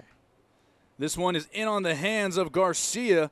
Got to get rid of it if you're Zaya. And he throws it away, and it's quickly backed up by the new catcher, Trinity Beeland. And that'll go down as an error on Tino Zaya. And as we're just about to tell you about the defensive substitutions, out comes Roberson. He'll just move into that EH spot, and Trinity Beeland will enter. It's a tough play right there on the first batter of the fifth. Bring it back to the top of the order, and James Taylor flew out to right in the first, singled, was stranded in the third. This one's tapped, could be two. Taking it himself was Kaysen Davenport, throws on the run.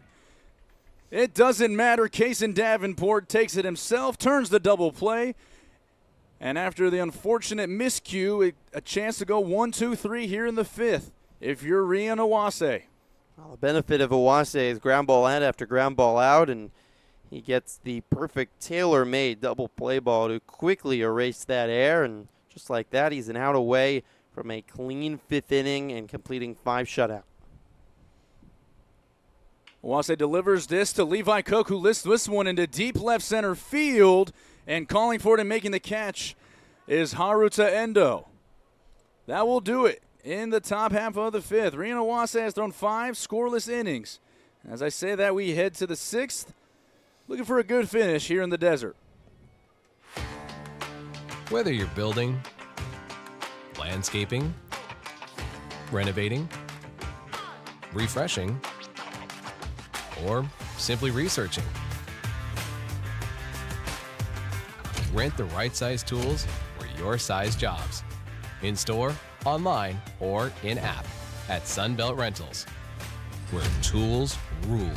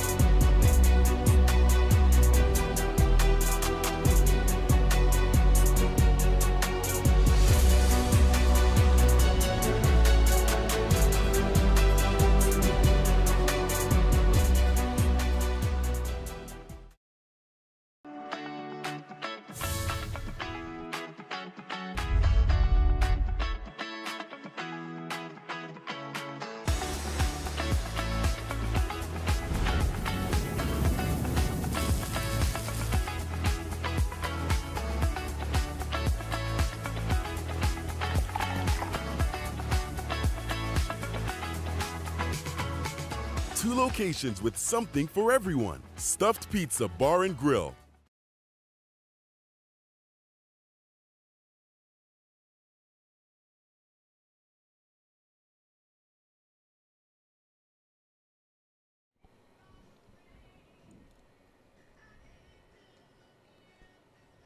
Back to Palm Springs for the top of the 6th as the Colonials look to add to their 3-0 lead.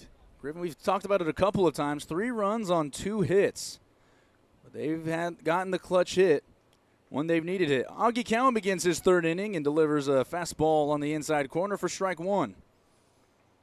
Still certainly a chance for the Haymakers. They got 2 more innings to work with. We'll see if Owase continues after 5, but he has really shut the door every time there has been an opportunity for the Haymakers to come through. Now been shut out in 12 consecutive innings. I mentioned a tough loss for the Haymakers yesterday against those talented Lumberjacks that we'll see in Game 2 of this doubleheader. 1-1. Misses outside for a ball.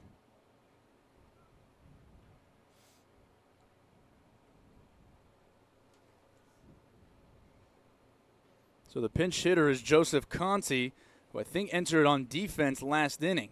He has a chance in his first at-bat of the game. He takes upstairs for a ball. 3-1.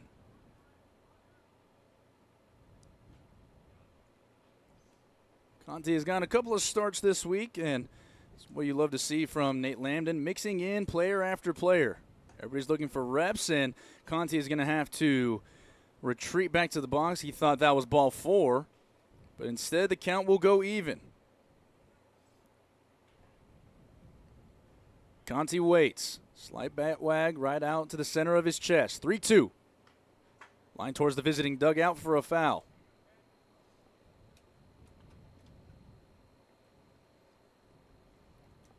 Defense from left to right for the Haymakers. Ledbetter, Taylor, and Tolentino in the outfield. Diaz, Cook, Cardoza, and Rocha along the infield with B.J. Tokushima, who has entered the game behind the plate. 3-2 is fouled back to the screen again. Locked into a battle here between Cowan and Joseph Conti.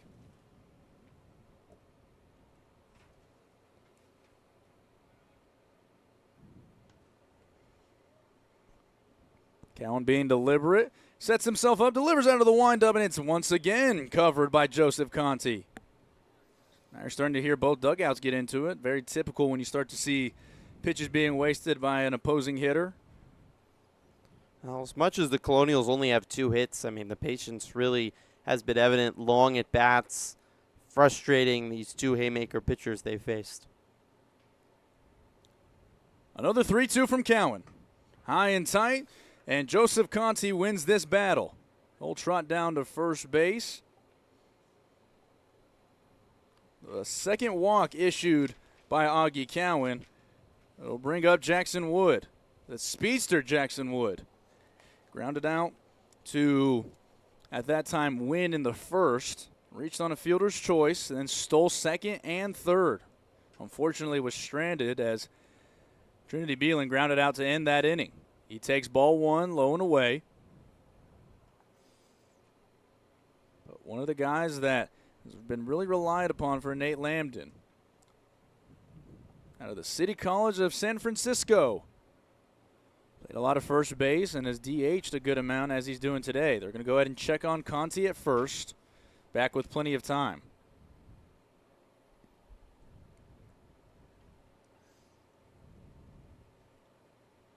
Pace of the game starting to slow down just a tad, and there goes Conti. The throw down to second. Not in time. Conti got a good jump, and Trinity Beelan, or B.J. Tokushima, did as good as he could have done, but Conti is able to slide in and record the stolen base. Another stolen bag for the Colonials. They've been busy on the base pass today. That's number 5. Jackson Wood, an opportunity with no outs to drive someone in. He has a runner in scoring position at second. He patiently takes a pitch on the outside half. Misses by a good amount. 2-1. 4 different guys, too, with stolen bases. It's not like it's just one guy on the base pass. This team has speed up and down the lineup. No doubt will be a trademark of this team as they progress throughout the summer. Wood hits this one to short and Cook. Cook not able to handle it as it kicks away from him. Wood will reach. Unfortunately, looks like on 3 hops you're going to have to give that an error on Levi Cook. So now you're really in a dangerous spot if you're Augie Cowan. Runners at the corner, no outs, and you're facing a very dangerous hitter in Kaysen Davenport. Colonials looking for that knockout punch. They've had some chances, but haven't scored since scratching across a run in the 3rd. Unfortunate for Cook, he's been so reliable at shortstop this season. Dropping a curveball in on Davenport is Cowan. He's ahead 0-1.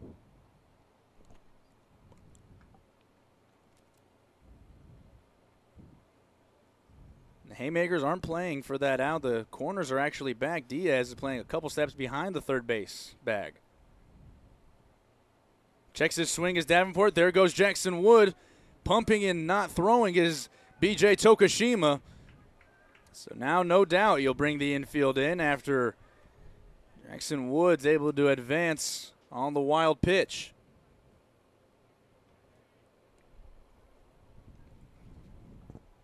No outs.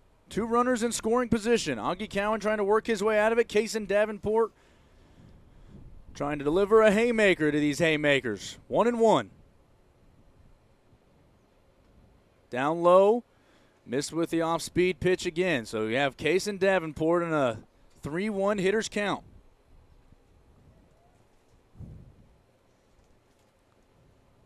Excuse me, 1-2. Here we go. Infield brought in. The pitch from Cowan is upstairs, 2-2. Deep right field is Tolentino, so in a situation where you had him earlier in the game where he's playing in with a runner on with a chance to throw somebody out, he's playing a lot deeper. A single to right field almost certainly will score 2 runs. 2-2. Swing into the glove of Tokushima. He holds on. A big strikeout for Augie Cowan. He brings to the plate Trinity Beeland. Big out and avoids the ball getting into play, and the Colonials scratching across more runs. The third strikeout. An intentional walk. How about that? All right. I mean, it's for good reason. Trinity Beeland has been very productive to start off his summer. But now you set up the force all the way around and bring Max Duckweiler to the plate. Might be the first intentional walk of the PSCL. I haven't seen it yet, but I did have a conversation with Brett Wellman over on the backfield playing his game a couple of days ago, and he considered doing one then. He just didn't feel the situation was right. He's playing to win. He's trying to make it to the PSCL playoffs and make a run. First pitch to Duckweiler is outside for a ball. How about that? Intentional walk to Trinity Beeland. Duckweiler's trying to make it hurt. Cowan's trying to get a ground ball and get out of the inning. This ball's ripped behind us. Count even at 1-1.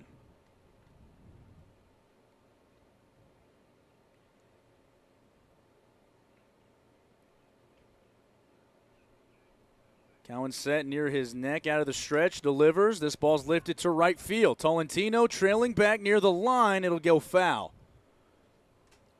He put a charge into that one, but it just tailed just at the last second. Tolentino seemed like he got a good first step on it, but it would have been a ridiculous catch had he gotten anywhere near there.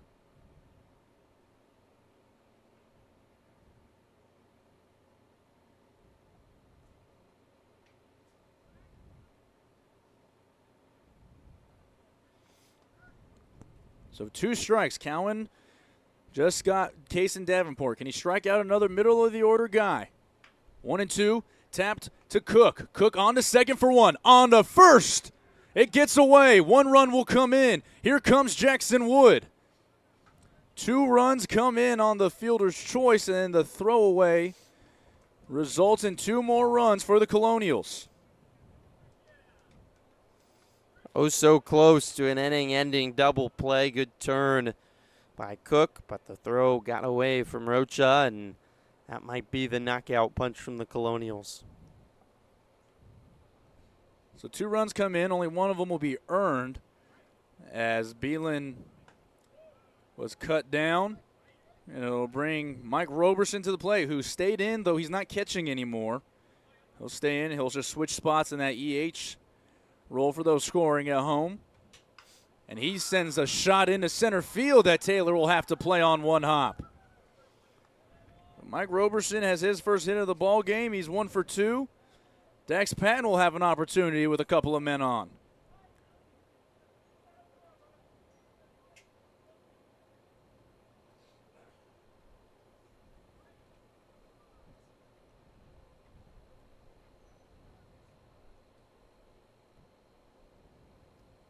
We'll actually get a pinch hitter.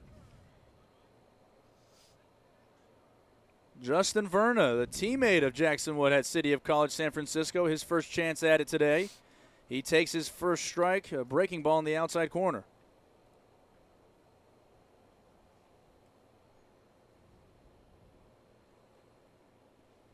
Cowan set, ready to deliver with 2 men on base. 2 have come across here in the top of the 6th. This one misses low, blocked well by Tokushima.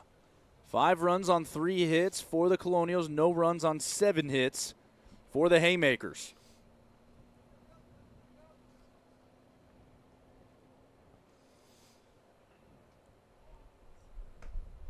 And it looks like Verna was given time, or they're going to call a balk. They're going to call a balk here, yes, on Augie Cowan. It looks like, I thought he was moving just a little bit quick, and this time he gets called for it. And now we're going to get an offensive timeout from Nate Lambden.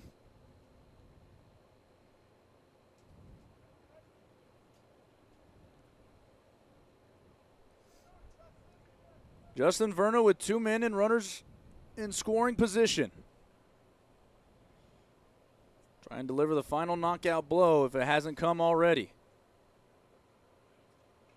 The delivery. Outside for a ball.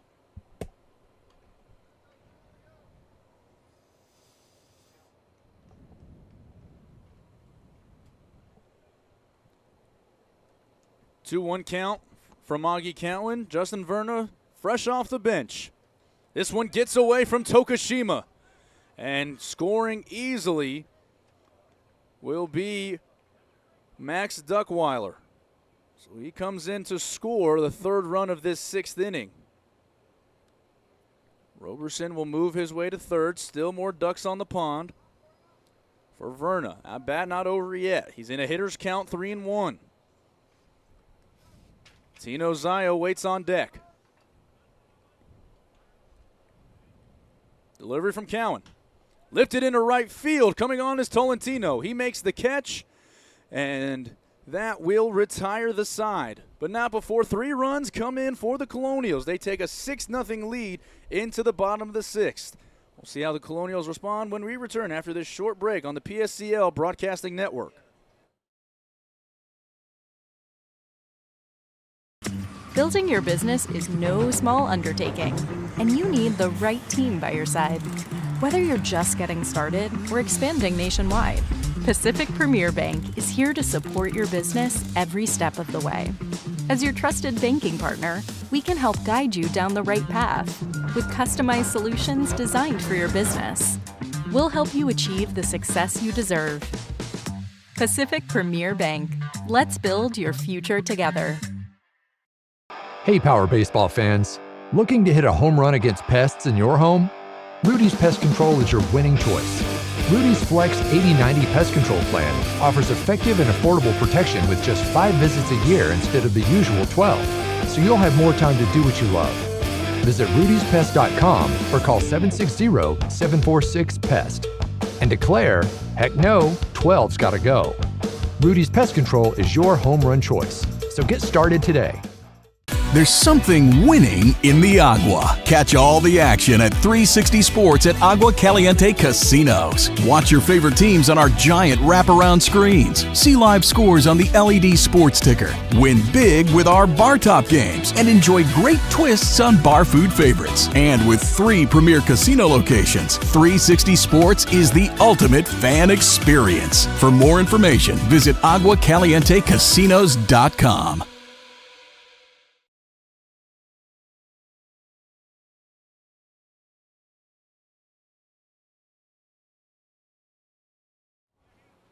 Bottom of the 6th, Park Roeder will lead things off for the Haymakers, the 3-hole hitter as he's been for most of the season. He's 1 for 2 with a strikeout as this goes down the line. Roeder is trying to make something happen down 6.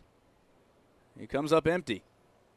Not a bad idea to try to disrupt the rhythm of a pitcher who's working on a shutout performance, but unable to lay it down. And after the 3 runs scratched across by the Colonials, it's going to need a big effort by the Haymakers to try to avoid falling to 1-4 and dropping their 2nd straight. The Haymakers today 0 for 7 with runners in scoring position. It's been the key of the game, even though they've out-hit their adversaries, and Roeder will foul this one back to the screen. So after attempting to bunt a pitch down the line on his first pitch, he's down 0-2. been the pitching that's been the biggest issue for the Haymakers this year. Entering today have allowed 42 runs, which is the most in the league. But today the offense has been quiet. 0-2 in the dirt. Beelan handles it, but Roeder doesn't take the bait. It's 1-2. And a big part of that is Rian Owase, who's kept them off balance all day. He's been really fun to watch, EJ. He has. He delivers a awkward windup that's a little longer this time, and Roeder's able to spoil it. You just don't know what you're going to get. He'll quick pitch you with a quick reach. He'll go sidearm and a big windup. He'll go over the top with a big windup, and then it'll all happen in the same at-bat. You're not able to get a sense of it as a hitter. Haymakers have learned the hard way. Roeder takes outside. I'd be curious to chat more with Rian and about how this kind of developed as a pitcher in Japan, but I think there's no doubt about it with his height at just 5'7". I was told by coaches you got to be more creative if you want to make it as a pitcher, and he's certainly done that. Roeder goes off the end of his bat along the infield. It's popped up, and it's handled and caught by the new third baseman, Justin Verna. So 1 out here in the bottom of the 6th brings up the cleanup hitter, Jose Diaz.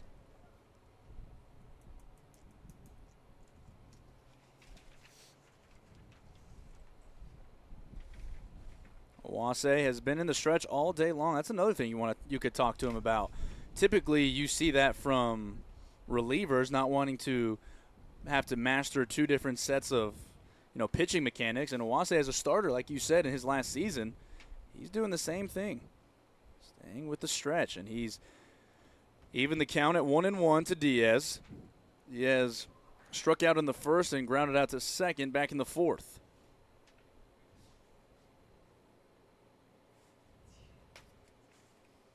Owase delivers. Diaz fouls this one back, but he took a nice swing on the inside corner. 1-2, Owase doing what he's done all day. He's ahead of the cleanup man for this Haymakers team, trying to break this scoreless streak that's spanned over the last couple of games. 14 straight innings. Swing and a miss. He went down low and got him to chase. Owase has struck out another. He has 2 outs here in the bottom of the 6th. 6 strikeout on the morning. It's been an impressive performance. You look at Owase's college numbers and statistics, kind of started as a reliever to start his freshman season, first year in the States with the Condors of Oxnard College, and then developed into more of a starter. Had a couple outings where he got roughed up, but overall, you take those outings out, his numbers are really good. First pitch to Carson Ledbetter is in there for a strike. Ledbetter singled in the 2nd, struck out in the 4th. 4 of his 5 starts, he went 6 innings. This is a guy that just eats up innings, too, and he's certainly done that tonight. Especially in summer ball. What a luxury to have as he's able to get the swing and miss from Carson Ledbetter.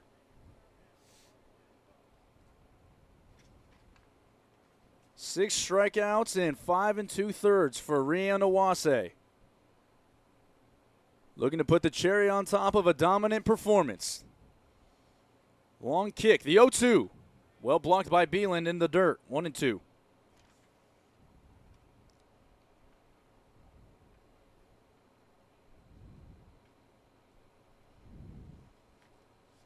Owase will regroup.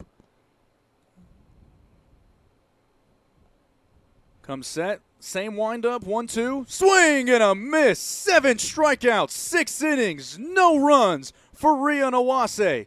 3 more outs until the Colonials get to shake hands. But we'll go to the top of the 7th first. We'll see what the Haymakers can do right here on the PSEL Broadcasting Network.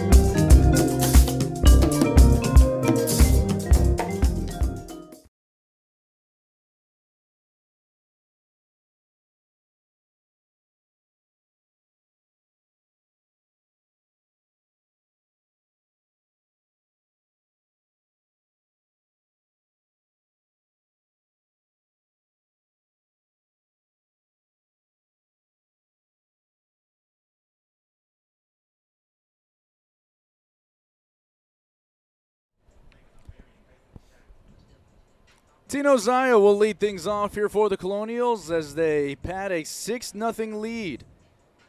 Taking advantage of a couple of free passes being issued by the Haymakers staff. Haven't exactly knocked the ball around the yard, but they have come up with some big hits when they've needed them. Zaya, late addition to the lineup today. He's 0 for 2. As they come to bat here in the top of the 7th. Zaya's first pitch is inside. Cowan working on his 3rd inning of work. Gave up those 3 runs, and again, not particularly hard hit balls, just in the right spots whenever they needed them. Zaya rips this one down the right field line with some carry, and it's going to reach the corner in foul territory for what's the hardest hit ball and a long strike. 1-1.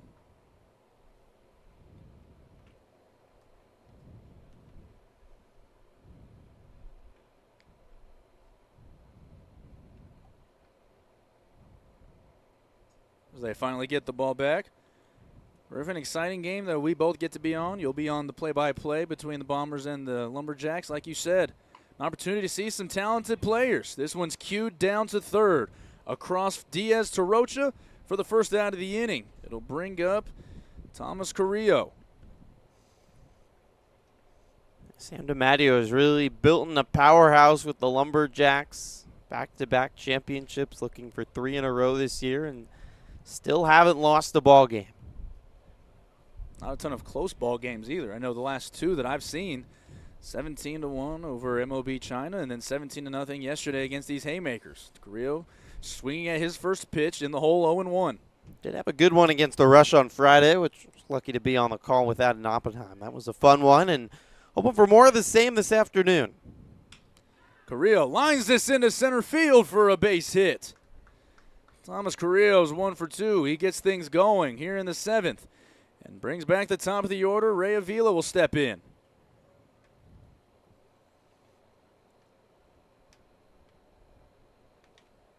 Avila walked and scored in the 1st, struck out in the 3rd, and flew out to right in the 5th. Such a good thing. Whenever you in these 7-inning games, Griffin, you can have a couple of guys that pick up 4 at-bats. This one's outside, handled by Beelan as he slides to his right. Quickly a ball. Patient at bats today. Worked into pitch counts, first with Wynn, and now the same with Cohen. It's been a very nice day at the office for the Colonials offense and for their defense and Riona Wase as well. We're going to go check on Carrillo at first. He was cut down earlier in the game as a courtesy pinch runner. Carrillo's going to go here, try it again. The throw down to second. He gets the base this time after Tokushima had a little bit of trouble getting out of his glove. So Carrillo makes good on his stolen base. He gets one and gives an opportunity to Ray Avila with a man in scoring position.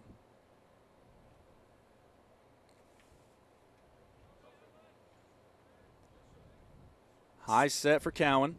6 stolen base now of the day. This one's flared towards the screen behind us. Got in on the hands of Ray Avila.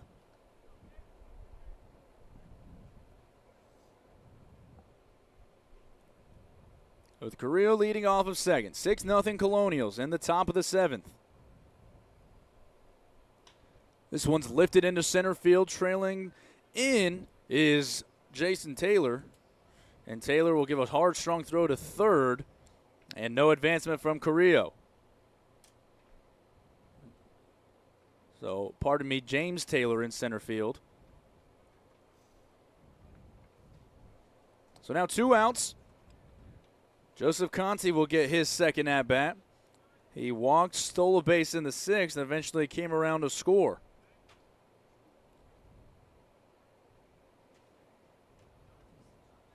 Cowan trying to work his way out of this one, give his team an opportunity in the bottom of the 7th. Although if Rian Awase is in there, Griffin, it's going to be just a tall task to ask, as there is action should this inning go any longer in the Haymakers bullpen. Not in the Colonials bullpen, though. This one foul towards the right side, and this will reach the bathrooms near the right side, and the clubhouse that we have here at Palm Springs Stadium. Conti looking for his first hit over the last couple of ball games.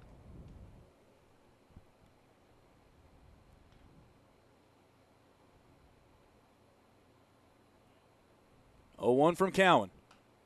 This one's also hit back behind the screen, so Cowan challenges him on his first 2 pitches. Works out well for him. He's ahead 0-2.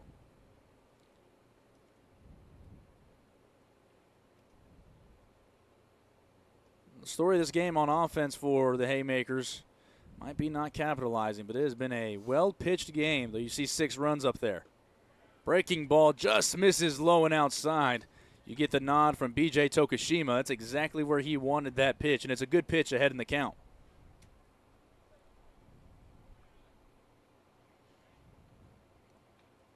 Cowan still ahead, 1-2. Floated into center field. Going back is Taylor. Still going back is Taylor, and it's off of his glove, and this will result in another Colonials run. Looking for third. Now is Joseph Conti. He's in there standing. This one hits the dugout. The ball's thrown away. It'll reach out of play. That should score him. And Yep. Conti will have the chance to trot on home with what will score as an RBI triple, a Little League home run, though, on the throwing error by the second baseman, Cardoza. So 2 runs come in for the Colonials. It's an 8-0 game here in the top of the 7th.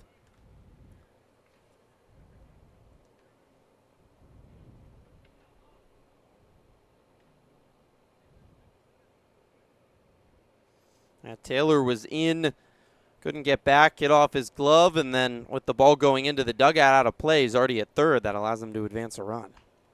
Wood up the middle, handled by Cook, throws on the run with plenty of time to get Wood. 2 runs come across on the RBI triple and the throwing error.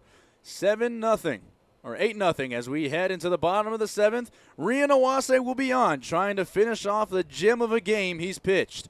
We'll see it here in the bottom of the 7th, right here on the PSCL Broadcasting Network.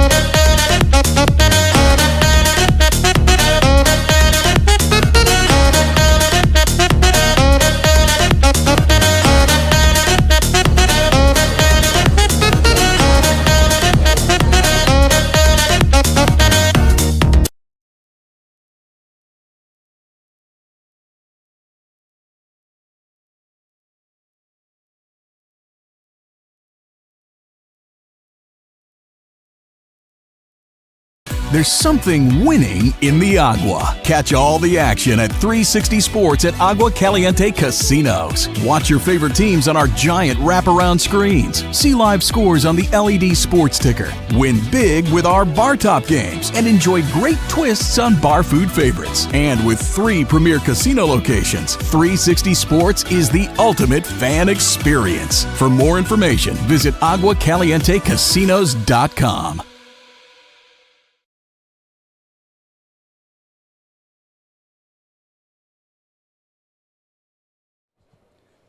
Bottom of the 7th, 7-0 Colonials as they lead the Haymakers. Rian Owase has the opportunity to go 7 complete innings, and the shutout's still intact.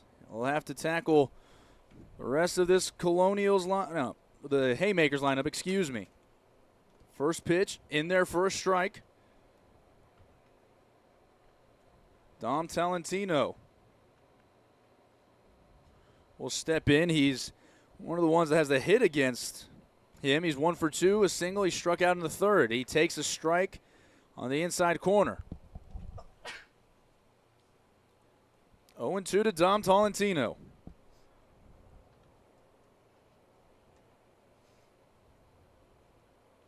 Owase set, delivers. Outside corner, maybe a couple of baseballs off.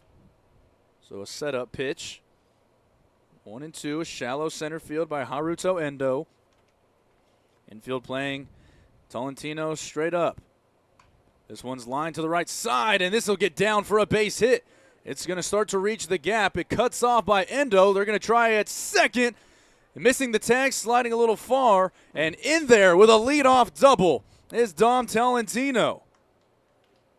What a swim move by the right fielder to get around the tag by Zaya. He had him seamed, but just was able to swerve his way around and get to the bag, and his extra effort pays off trying to get that first run off of Wase. One of the harder hit balls of the day. We haven't seen a lot of hard hit line drives off the tricky pitches of Awase. Jackson Wood is throwing in the bullpen down for the Colonials. He's been the DH today. And Ramon Macias, who was scheduled to be the first pitcher out of the bullpen, second for the Colonials, he was scratched from the lineup. So I'm sure if he can't pitch, he most likely wouldn't be able to hit as Joseph Rocha takes for a ball. Rocha grounded out to third in the second, singled in the fourth. Part of those 3 consecutive hits with 2 outs. Probably the best scoring chance the Colonials have had, or the Haymakers have had today. He fouls it back to the screen, count even at 1-1. Every time the Haymakers have had a chance, Awase has shut him down. It's not just impressive his full repertoire, but mentally he's been very strong on the mound, efficient, long outing, and every time he's gotten in trouble, he's gotten out of trouble. Awase looking to preserve the shutout, 1-1. Ground ball to third base. Nice pick over there by Avila, who pump fakes and holds the runner at second, but he's not able to finish the play at first. That's going to be a tough scoring for you, Griffin, but this is a situation where he did the right thing in theory. Avila trying to hold Tolentino at second, but he pump faked one too many times. Yeah, I mean, he checked on him once. I'm not really sure why he felt the need to check on him twice, and Rocha will reach on, got a scored in E5. Just late on the throw. But Colonials now, chance, or Haymakers, I should say, chance to get some runs on the board. They'll use a pinch runner for Rocha. Caleb Montemeyer will come in to run. Brings to the plate Aiden Cardoza, the second baseman. He also had a hit in that fourth inning. He takes low and away for a ball. Awase, you can tell, starting to feel some of the fatigue of trying to pitch into the seventh. A little life for the Haymakers. Pitch taken outside, 2-0. It's really as simple as Awase hasn't gotten ahead of the first 2 guys he's faced, and that was a theme of the rest of his outing. Still hasn't walked or hit a batter, though. 1-0. Floated into left field. Going back is Davenport. He calls for it and makes the catch for the first out. Went with the fastball up at 80, and impressive that he can reach there. Not a hard thrower, but even in the 7th inning, still able to ratchet up the fastball after mixing in his potpourri of pitches he has in his bag.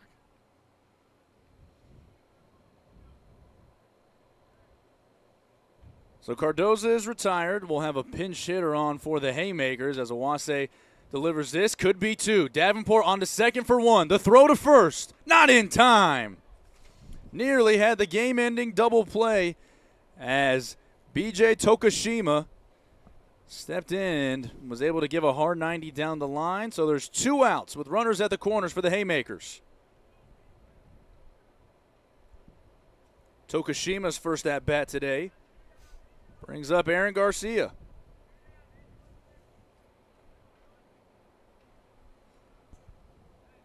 Tokushima leads off of first. This one's lined to the right side. It'll get through, and the Haymakers have broken their scoreless streak. In to score is Tolentino. 7-1 ball game on the RBI single from Aaron Garcia.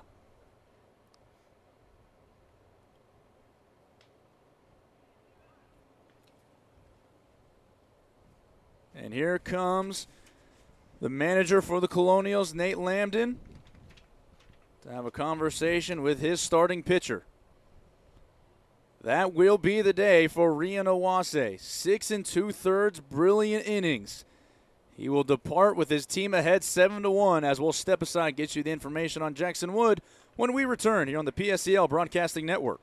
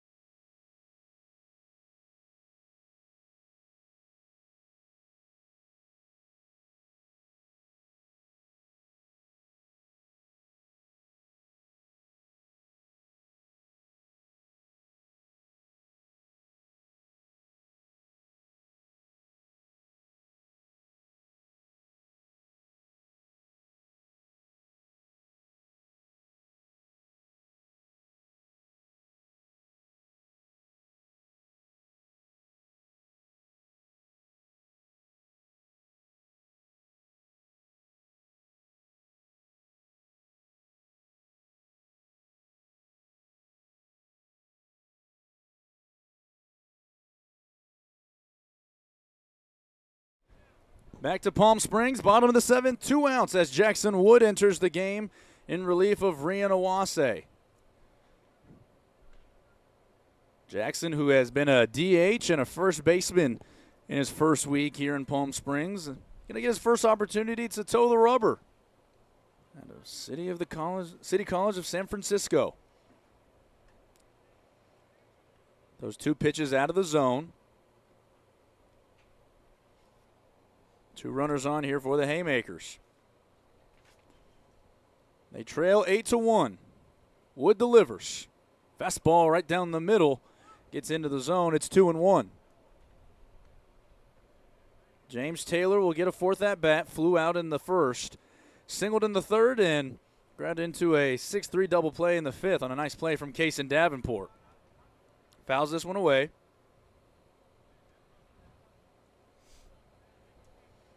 So we'll go to 2 strikes. Deuces wild in a 7-run game here in the 7th.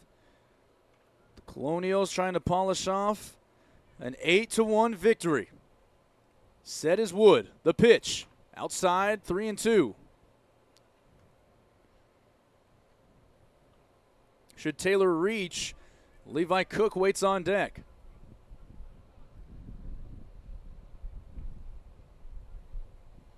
Three-two. High and tight. Taylor will trot down to first. Bases loaded for the 2-hole man Cook. He struck out in the 1st, singled in the 3rd, flew out to center in the 5th. So not done yet here in the bottom of the 7th.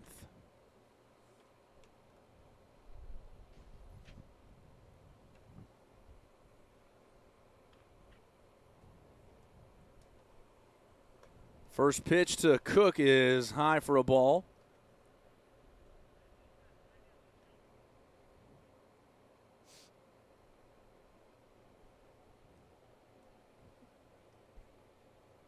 Wood delivers out of the stretch. Inside, he's able to hit the inside corner. So even at 1-1. Bases are filled with Haymakers. Rocha reached on an error.